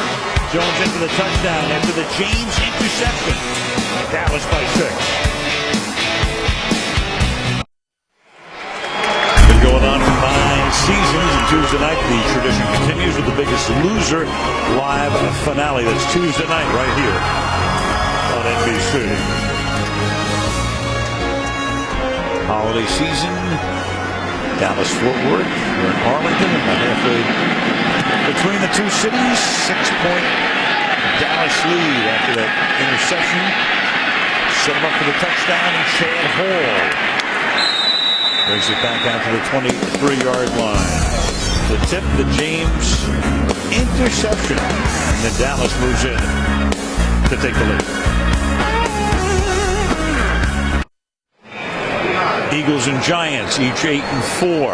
Philly trying to go to 9-4. Giants play tomorrow night after the collapse of the roof at the Metrodome in Minneapolis. Today they play the game in Detroit tomorrow night. Now Philly down for the first time in the game. The ball is at the 23-yard line, and here is McCoy busting one through the middle. And just when you were wondering about McCoy, Jenkins will run him down, but not until he gets inside the 25-yard line. McCoy had 6 carries for 15 yards until that 55-yard scamper. What a great job up front. Watch the center, Harriman, come up here and block, and you're going to get Todd Harriman's down with this block there, and it is just going to pop wide open. Perfect combination, great read up front by those offensive linemen to spring LaShawn McCoy. And a good downfield block by Macklin. Here is McCoy now for a tough 4 yards to the 17-yard line.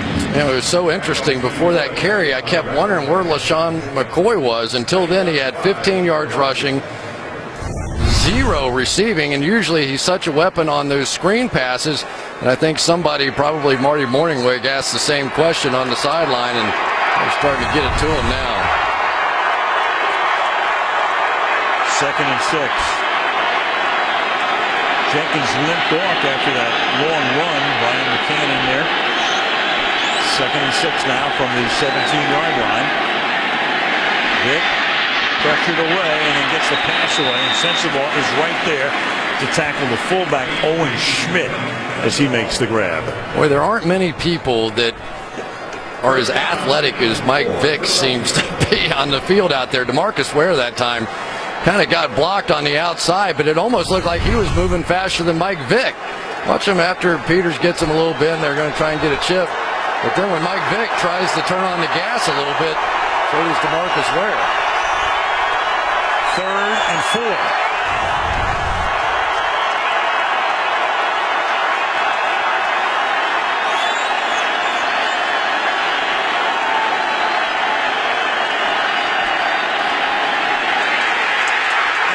Hit from behind on a corner blitz by Standrick.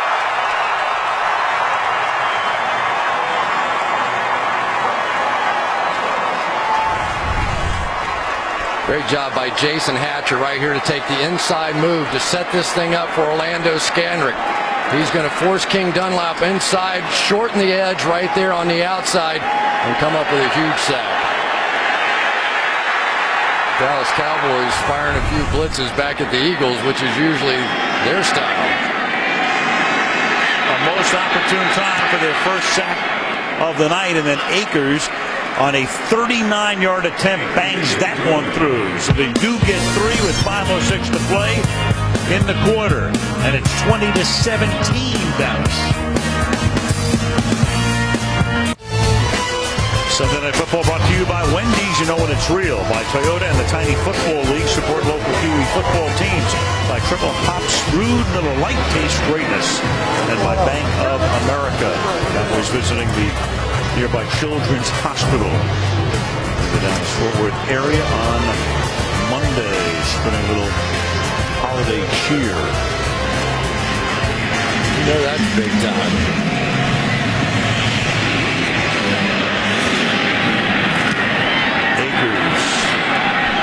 Three-point game sends that one 2 yards into the end zone. Ogletree coming out with it, and Ogletree gets taken down inside the 10 by Colt Anderson.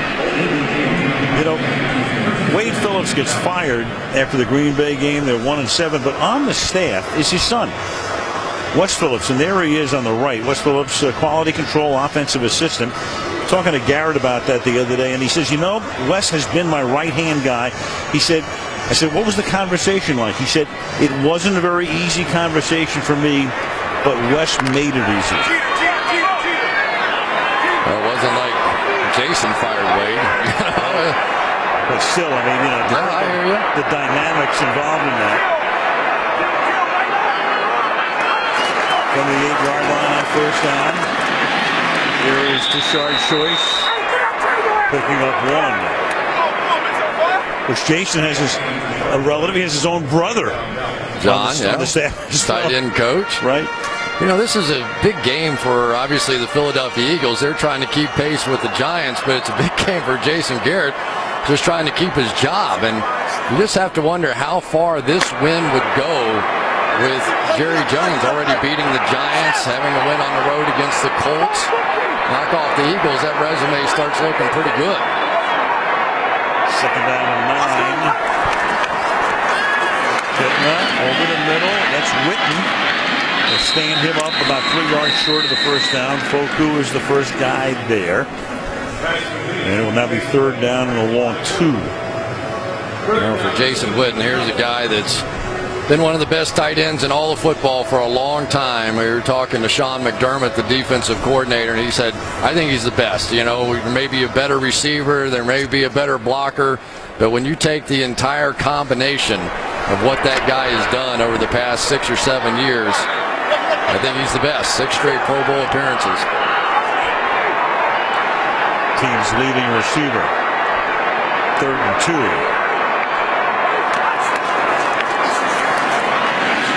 To the outside, and that is incomplete, way over the head of Austin. Fourth down. Well, a young man by the name of Trevard Lindley is either extremely confident or overly cocky. He is going to get right in the face of Miles Austin, and I promise you, Austin is going back to the sideline and going, enough, guys. This defense is shrinking down. We got to take a shot. Here's Matt McBride with a low line drive kick, fielded by Jackson at the 44. And then after missing him initially, McCann missed him initially, then came back and cleaned it up. After Deshaun Jackson, usually when he does that, he gets running for a while.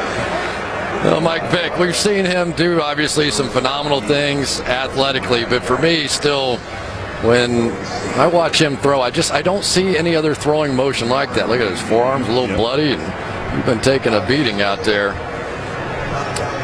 The last 4 games, he has now thrown a few interceptions and has fumbled and has been taking some hits. We talked with Mike, and he said that I would play me the same way, and that is just hit me as often as you could. Well, he had only 2 interceptions all year coming into this game, and he has 2 tonight. And down he goes, and that's Ratliff. As Vic stepped up, big number 90 is right there.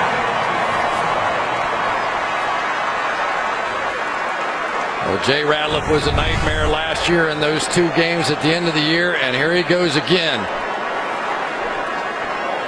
Working against Todd Hermans and just ended up beating him just in one-on-one. And for Mike Vick, he goes, yeah, he says, that's one. I'm going to come back with another one. Really has not been a big year for Jay Ratliff. He only has a couple of sacks to his name after about 6 a season ago. How do you do? On 2nd and 16, and that's caught at the 45-yard line and going right down is Riley Cooper, a rookie out of Florida.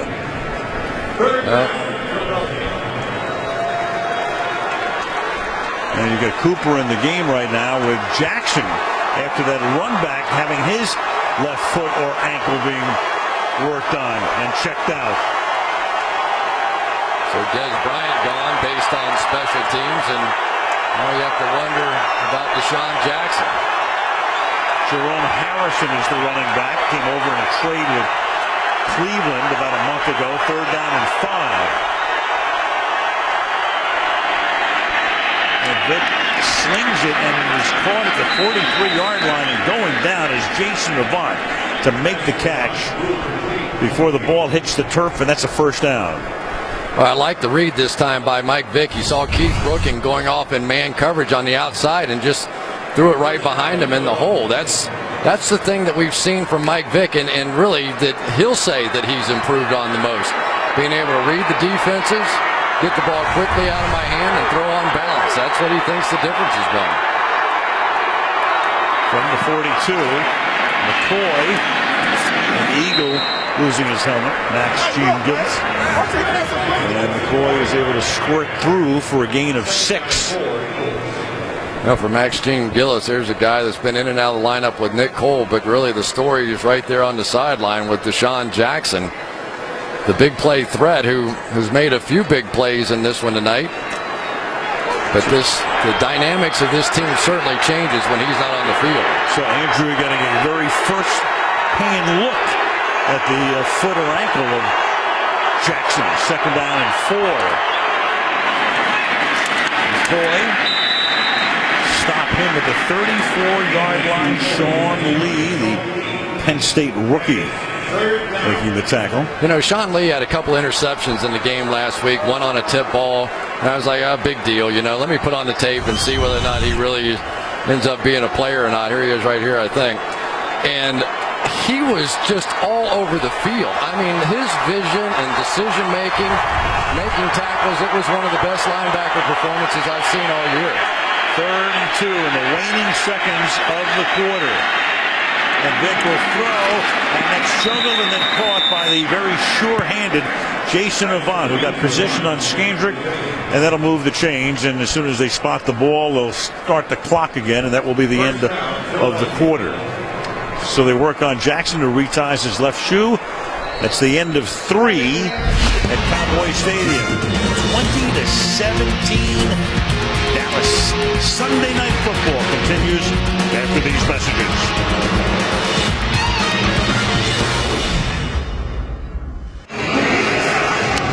Tonight's aerial coverage being brought to you by the film The Fighter. Downtown Dallas. Good little battle going on right here. Al Michaels, Chris Collinsworth, Andrew Kramer. Deshaun Jackson comes back into the game. Had his ankle worked on, and here's how it happened. He's just going to land right on the back of that left ankle.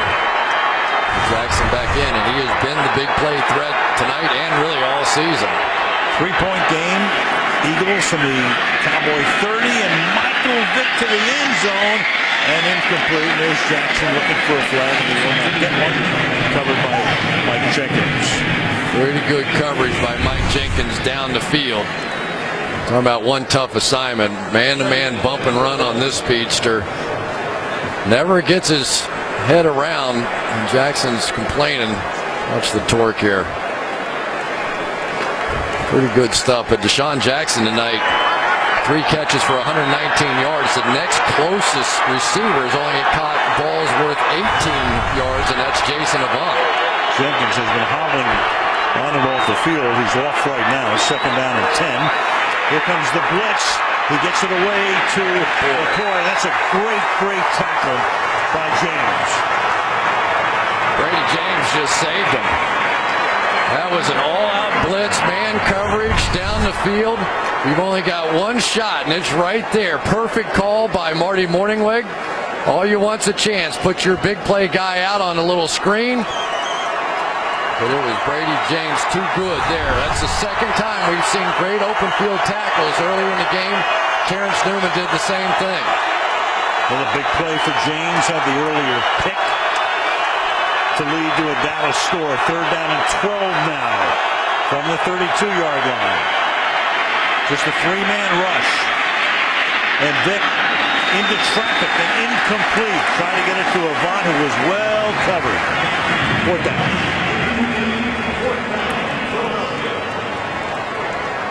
Well, that time King Dunlop, who's had a few issues here tonight, is going to do the job on Marcus Ware. Yes, it's only a 3-man rush, but that was singled up man-to-man. And Mike Vick got away with one here. This one floated on him and almost landed in the lap of Terrence Newman. David Akers, been with the Eagles since '99. This will be a 50-yard attempt to tie it. Akers with plenty of leg and right down Broadway. A minute 3 into the 4th quarter. 2020. Occasionally, statistics lie, but not in this particular case. Look at how close it is statistically in this game. Rushing, passing, total yardage. Philly with 2 turnovers, Dallas 1. And the score? 20-20. Yeah.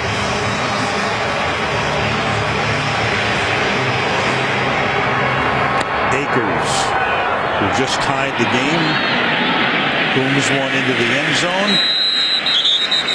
Ogletree downs it there. So we saw Dallas early in November. There was November 7th, and they were 1-6 coming into the game, and it was a miserable night.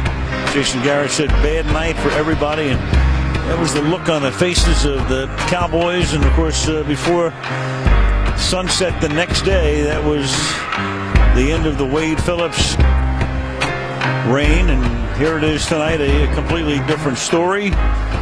5th game for Jason Garrett as the head coach, and plenty of smiles on the bench, but still a lot of football to be played. From the 19-yard line, no gain right there as Jones is taken down at the line of scrimmage. I look at Dallas. I keep thinking about that Dennis Green meltdown when he's coaching Arizona. The Bears are who we thought they were, right?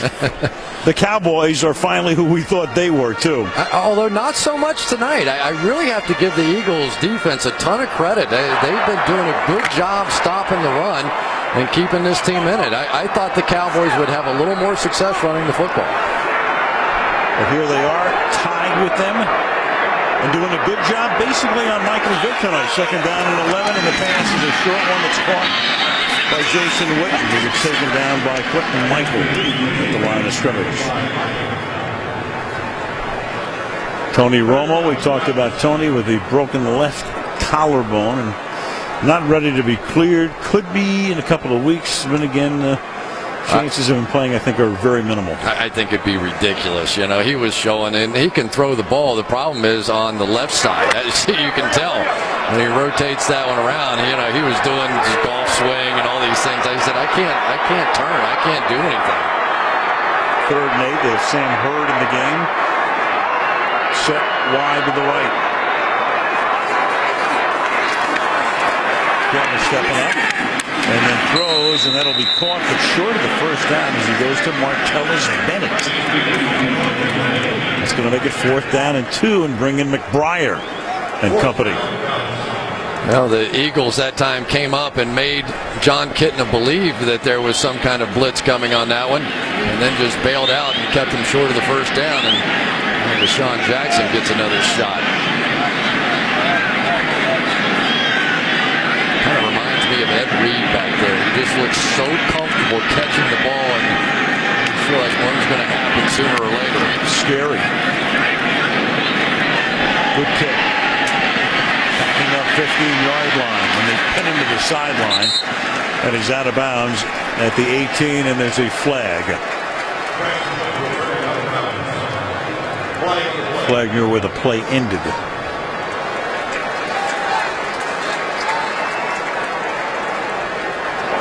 During the return, illegal block in the back, receiving team number 14, half the distance to the goal, 1st down, timeout. Riley Cooper, Philly starting deep in its own territory in a tie game. This January, the world's next superhero is not in theaters, it says here. The series premiere of The Cape, coming to television Sunday, January the 9th. Right here on NBC. As opposed to you ad-lib that? Is that what you're trying to say? I always got to give credit to the writers. There you go. From the 9-yard line. 1st down. Vick backs the pass. And that is caught by Jackson along the sideline. And Jackson down the middle of the field being chased inside the 20, inside the 10, and into the end zone backwards for the touchdown. Wow. Twisted his ankle, missed a couple of plays, comes back in, and it's 91 yards. Just able to stay in bounds on the left side, and he comes off hobbling. And now you got a flag for celebration in the end zone. Unsportsmanlike conduct after the play. Offense number 10 went to the ground in a demonstration. 15 yards will be assessed on the kickoff. The touchdown counts. That is the longest play in the National Football League from scrimmage. I think he has them all. Season. Yeah, I think he has every one of them. And I don't know what he's doing over there now, just exhausted. But that was unbelievable. I mean, really, Mike Jenkins missed that ball by a couple of inches, maybe, and it turns into a 91-yard touchdown. Akers for the point after. One play, 91 yards, and the Eagles are back up on top by 7. Mike Vick is going to thread this one in perfectly. I mean, Jenkins couldn't have missed that by more than an inch, and then it was over. I mean, you could just see this. Jenkins just missing, and there's no support. They're up there in quarters coverage, and there it was. Could not get his hand on it, and then nobody's catching him from here. The Washington Redskins will tell you that. There's no way to catch him once he gets out there. Scandrick, the last guy with a chance. You know, it's an interesting call because they had to rule that he had crossed that line before he fell in. You're always allowed to dive into the end zone. Right. So unless his foot hit that ground, I don't know that that should have been excessive celebration. You're allowed to dive into the end zone. And you know, it wasn't that it was necessary, but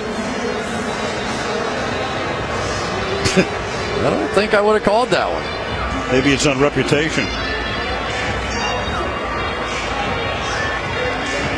Deshaun likes to fool around the goal line, and it's cost him in his career, both in college and in the pros. Yeah, one of the more famous ones against the Cowboys. Right. Where he had the ball all the way down the field. Big play, Jackson. 91 yards, as I said, longest play from scrimmage in the NFL this year. Now the kickoff, because of the celebration, comes from the 15-yard line, and still Akers gets plenty of foot into it. A one-hopper fielded by Ogletree, and the coverage is excellent. Cooper is there to bounce him out of bounds at the 23-yard line. Talking about Jackson celebrations. This was a high school All-American game back in '05. Ball comes loose. Here he was against the Cowboys 2 years ago. No touchdown.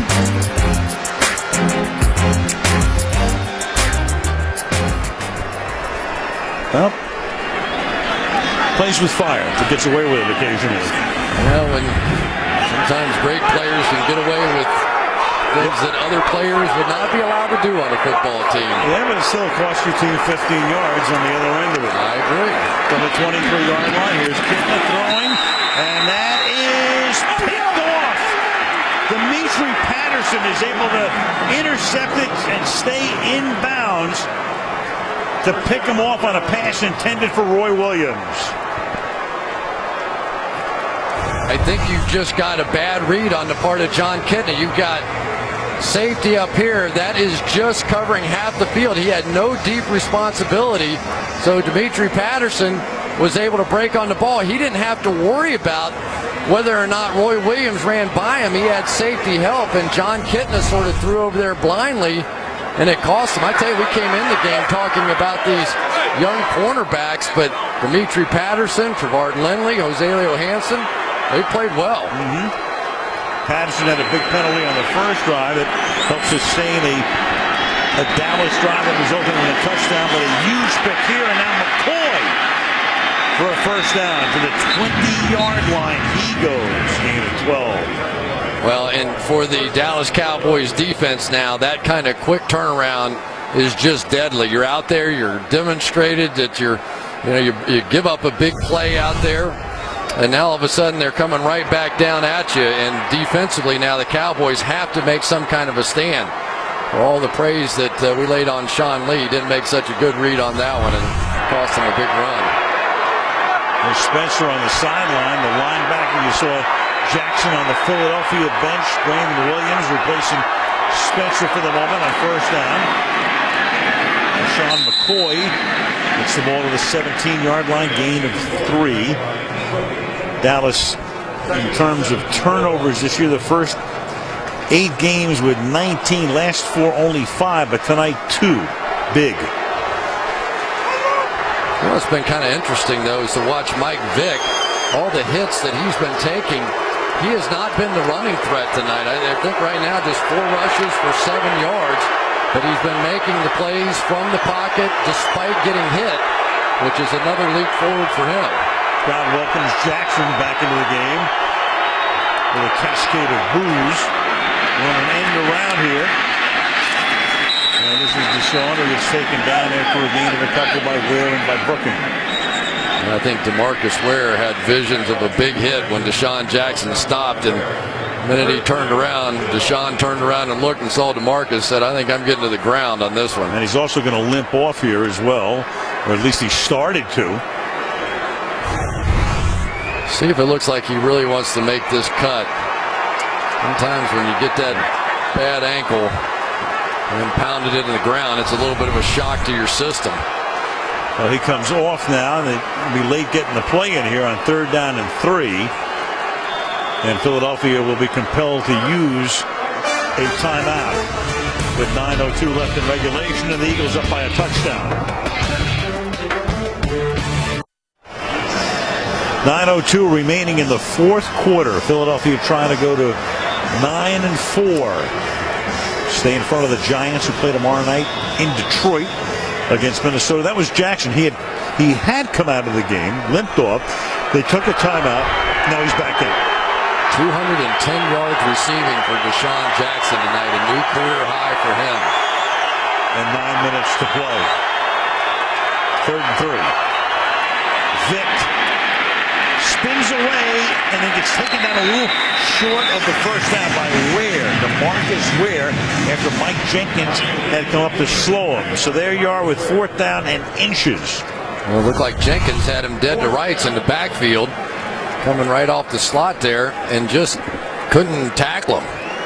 And DeMarcus Ware was able to finish it off, but this looked like it's going to be for no gain.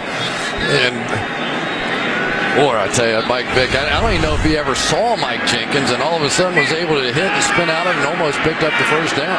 4th and inches with the Eagles compelled to try a field goal, 28 yards, to make this a 2-possession game. And David Akers bangs it right down the middle again. 8:17 left in the 4th. Eagles now up by 10.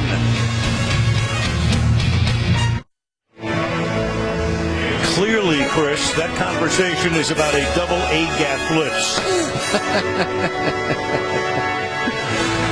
I'm thinking the designated hitter has come up at some point tonight. Probably. The great Tom Brokaw here. Bob Costas keeping him company at Cowboys Stadium.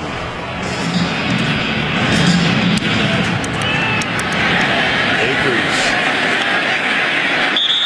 Touchback. McCann.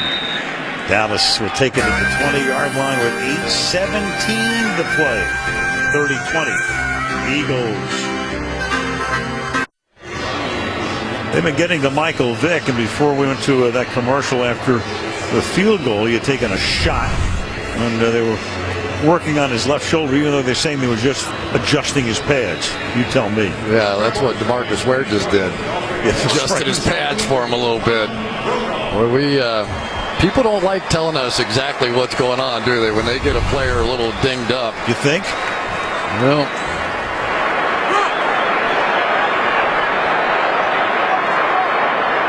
ball is at the 20-yard line, first down. And that's caught over the middle by Witten for a gain of 14 out to the 34. Let's go to Andrew, who knows what's happening. Well, Al, for Dallas, wide receiver Kevin Ogletree limped off the field. He went in for x-rays of his right foot. Now, remember, he was expected to play a much bigger role with the loss of Des Bryant for the season. All right, thank you, Andrew. And that's why we're seeing Sam Hurd in there, number 17. It's first down and 10 at the 34-yard line. Hurd wide to the left. Roy Williams wide to the right. Halfway through the quarter. Kitten's going to pack it in. And in his 15th year in the league, out to the 44-yard line, he goes. Jamar Chaney in his first year in the league with the tackle. That time they were going to show a blitz over here to this side, but they end up bringing it this way. You could hear Kitna say 51's the mic and try and get Felix Jones over there to help, and then got surprised a little bit coming back the other way. Just scrambled and made something out of it. 2nd and 1. And that's Hurd who makes the catch up to the 49-yard line. John Kitna tonight, that's 201 yards. Talked about Kitna. He said, I just wanted 1 year in the league, now I have 15. He went to college. He said, I went to college to become an accountant. You can account a lot of money after 15 years. John Kitna and Miles Austin has been the majority of the running game tonight. The running backs tonight, 20 for 57 yards, not even 3 yards per carry. The Eagles have done a great job shutting down the run game of the Cowboys. From the 49, a quick flip to the left side, and that's Williams, and they get across the 50 and not much farther.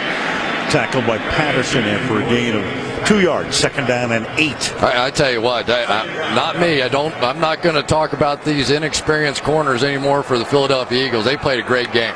By any standard tonight, these guys have gotten it done, filling in for Asante Samuel, Ellis Hobbs. So many questions about could they do it. Dimitri Patterson's been great. Gerard Lindley's done great. Azalea Hansen's done his job. 2nd and 8. Here they come. Knocked down. All-out blitz, and that's Nate Allen, a great-looking rookie out of South Florida. Drafted in the 2nd round, started since opening day, knocking it to the ground. Right over here, the young guy. Let's add him to the mix as well, because we talked about the youth and inexperience. Well, there's another rookie starting at the safety position. He read it perfectly. He knew what was coming. Blitz was coming. He knew that Kitna had to throw the hot read. Jumped right in the middle of it. Meanwhile, Brandon Graham, another good-looking rookie first-round pick out of Michigan, is the injured Eagle. You know, this Philadelphia Eagles team, Al, I really think that if there's one team, remember when we did the Patriots game and we were talking about their defense and how I think that they may eventually grow up and really turn into something by the end of the year, where you kind of get that same feeling going with this Philadelphia Eagles team. They have the offensive firepower to score points with a team like the Patriots ultimately, but their defense is young, they're getting better, and then they're going to get Asante Samuel back, who is one of the great turnover machines in the league. Key word you just mentioned, Chris, was young. I mean, not only are they good, not only did they start the year with a ton of questions and made a lot of personnel changes, but they're young. Putting the fella right now on the ground, Graham. Let's see if we figure out what happened here.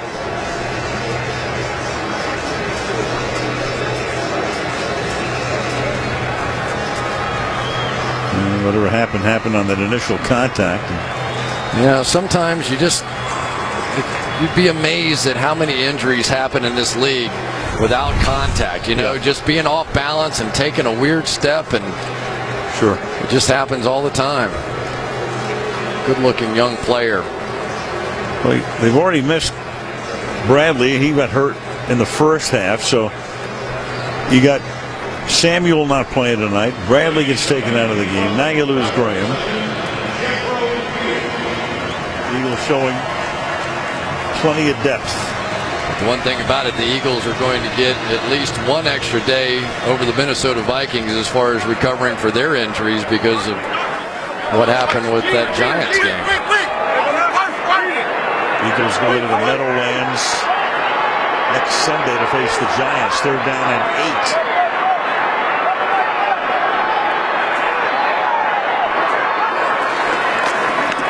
What's coming from Kitna's left, and then that pass is incomplete into double coverage intended for Miles Austin. Patterson and Michael are right there, and it's 4th down. Quentin Michael really did the job on that one. He fooled John Kitna. Right here is Quentin Michael, and he starts off in the middle of the field.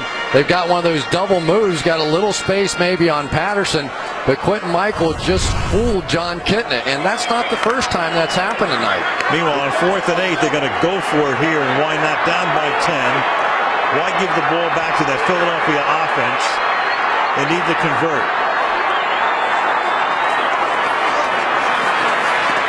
And Kitna escapes. Can he get the first down? Yes, he can. And out of bounds he goes right in front of Jerry Jones, who says, way to go. 10 yards, first down. Well, Mike Vick would have been proud of this one. There was plenty of heat coming from everywhere. Unfortunately, they all got to the same depth that Kitna did, and once he stepped up, there was nobody there. You could see her in the middle of the field that time. Ernie Sims tried to lock on his man in coverage and just ended up going the wrong way and couldn't catch Kitna. So on 4th and 8, they convert, first down.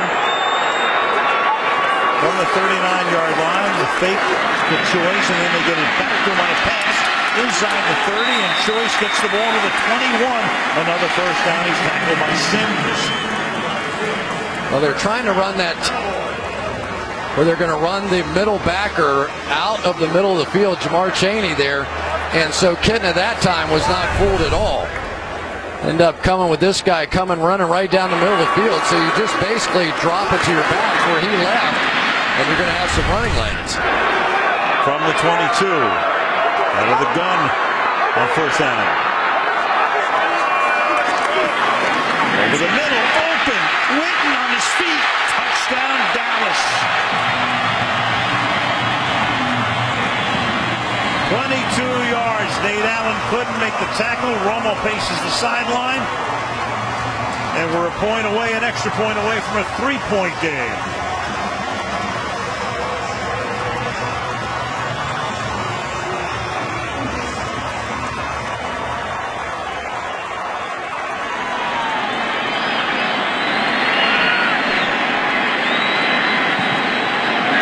Kitna with a 10-yard run on 4th and 8. And Beeler's extra point is good. There's a flag.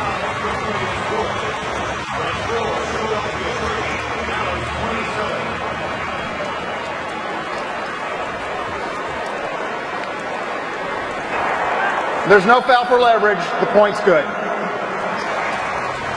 So with 4:22 remaining in the fourth quarter, 30-27, and back to the touchdown we go. 22 yards to the tight end. You're going to see right here the Tampa 2 coverage again. He's going to turn and face the side of Miles Austin in the slot. But in this team, Jason Witten is really the more dangerous threat down the middle on the other side. So every time that Jamar Chaney has turned to face towards Miles Austin, they're simply going back door to Jason Witten and hitting some big plays. Jason Witten with 2 touchdowns tonight and 6 this season. Well, what a huge play by John Kitna on 4th down, huh? That little scramble run, not bad for a 38-year-old guy. Yep. And you had to go for it at that point, even though you have the timeouts and the 2-minute warning. You just can't give the ball back to Vic in a 10-point game late in the fourth quarter. Eagles, Cowboys, here we go again. Kind of fun. 30-27.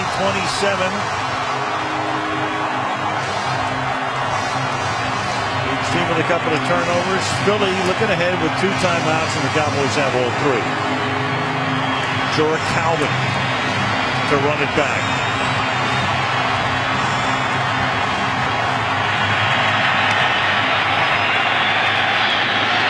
Beeler's kick.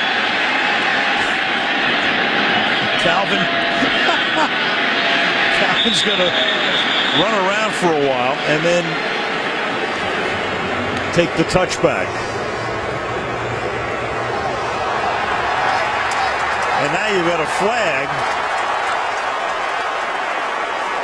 You had Calvin. There was a punch thrown. You had Allen Ball down there with Calvin.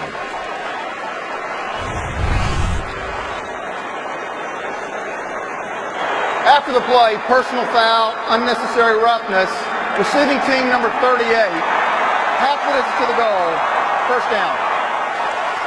All that was going to be let go. There would have been no flag thrown, special teams guys, and then Calvin made the huge mistake. It's one of those things that a rookie player has to understand, and what a big one it is, because now you back up this team to the 10-yard line.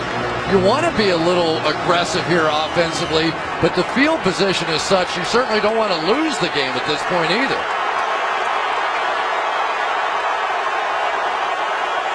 At the 10, first down. Vick going left. That's caught. McCoy stays in bounds. The ball is up at the 26-yard line. It'll be second down. Yeah, and a couple of things here. But certainly the fact that LaShawn McCoy was able to make that catch and stay in bounds is significant as the clock continues to run. Heads up play by him. Second and 4. I want to make one other point about this Calvin thing in a second, because he didn't know what the rule is. He's running around as if the clock will start, and he's trying to take time off the clock. Second and 4, but that's not the case. Here's McCoy up the middle. That'll be a first down. Just to make this clear, what Calvin's doing there is he thinks the clock will start when he receives the ball. The clock does not start on a run back until you come into the field of play. In other words, you're back out past the goal line. So he was thinking that he was going to save about 10 seconds for them. Instead, the clock didn't move at all, and he gets the penalty. He did a double rookie. Right. There he is. I mean, he knows the clock is supposed to start on the run back, but it doesn't start until you come out past the goal line. So he's trying to take time off the clock, but the clock's not moving. First down from the 28-yard line. Here's McCoy again with a big hole, and then he runs right through Newman to the 48-yard line. Timeout. Dallas is compelled to use a timeout here. That's a 19-yard run, and it's 130 yards for McCoy on the ground tonight. 14 totes. Watch that double team right there. Todd Harriman's had a great game tonight, along with Jason Peters. And now it's the Philadelphia Eagles who are starting to establish their running game. So LaShawn McCoy, who really has not been too involved, at least in the first half, has been a major factor in the second half. McCoy's second year, drafted in the second round of the Pitt last year. Career high, young career for him, but 130 yards on the ground. 3 catches tonight for 4 yards. Yeah, there in the second half, you get a look. It's going to be his 4th straight game now with over 120 yards of total offense. He's been the difference maker in the second half. On the ground, McCoy to the 40-yard line, and the Dallas defense can't stop him. And that's going to force another Dallas timeout, their second. Sunday Night Football brought to you by Hyundai Holidays. Savings, fuel economy, comfort, and joy. By Verizon, the signal is yours. Verizon, rule the air. By Fructis Anti-Dandruff Shampoo, 48-hour dandruff control guaranteed. And by McDonald's, I'm loving it. High school football action right here in this stadium on Friday night. Henderson High School winning the state championship, the Tyler Chapel Hill. What a thrill for those kids playing here. You know, this has really been the story of the Dallas Cowboys season, though. A season ago, they allowed the second fewest points in the league, only to the Jets. Now, the second most points in the league, only Arizona is behind them. So, defensively, for whatever reason, this year, it has just fallen apart.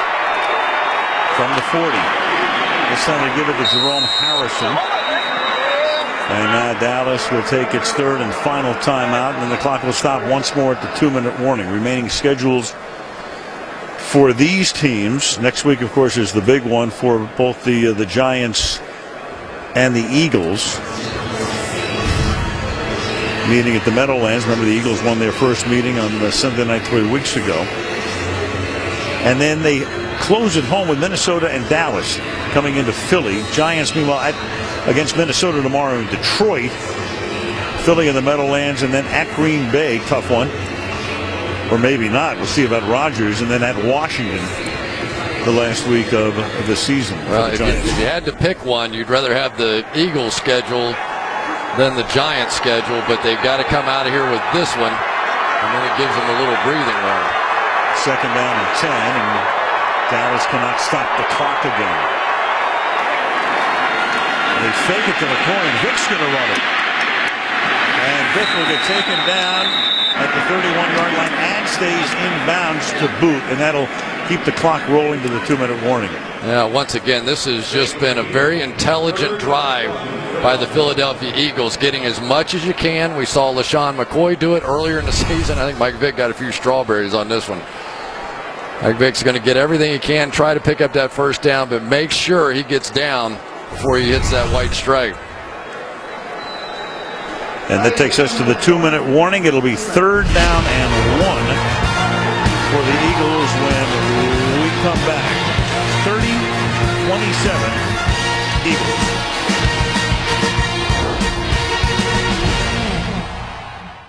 Really a good matchup next week. Wendy's post-game report coming up from here right after the game. Chris and I, among other things, will look ahead to next week's game and wondering about Aaron Rodgers. Packers lose today to Detroit, lose Rodgers to a concussion, but get a break when New England annihilates Chicago. Keep that race close in the north. Sure, Patriots fans are hoping it snows. The Patriots may be the best snow team I've ever seen. Well, here we go. This is it. And really would not be surprised at all if Andy Reid, even if he did not make it here, goes for it again. First down here effectively ends the game. And there it is. And there is McCoy. And there's an irony here in McCoy getting the first down. The Eagles, known as a passing team, and of course Andy Reid through all of the years, a pass-first guy on the West Coast and all of that. And tonight on this drive, it's been all about doing it on the ground. Todd Harriman's going to get game ball from me tonight. He has just been the guy that has been moving people. He's been on the double teams, and believe me, LaShawn McCoy knows where Jason Peters and Todd Harriman's are. He starts right, cut back all the way. Andy Reid said, let's go behind the hot guy. Todd Harriman with a great game tonight. Don't forget, also scored a touchdown along the way. There you go. He had his own game ball. As Dennis Miller would say, you can't keep him down forever.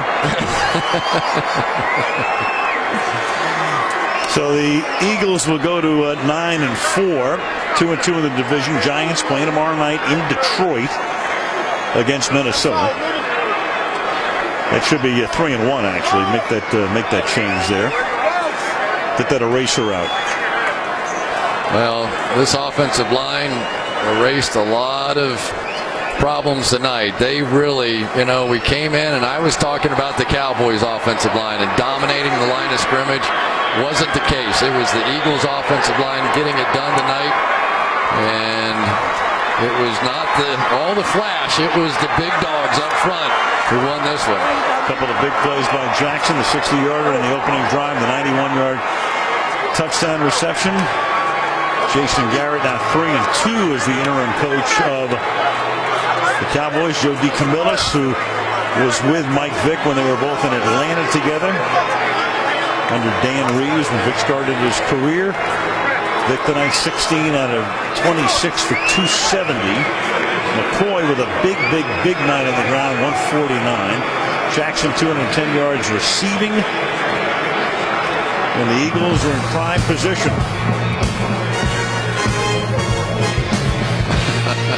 Everybody's post-game report, right? Post-game report, Wendy's coming up after this from your local NBC station.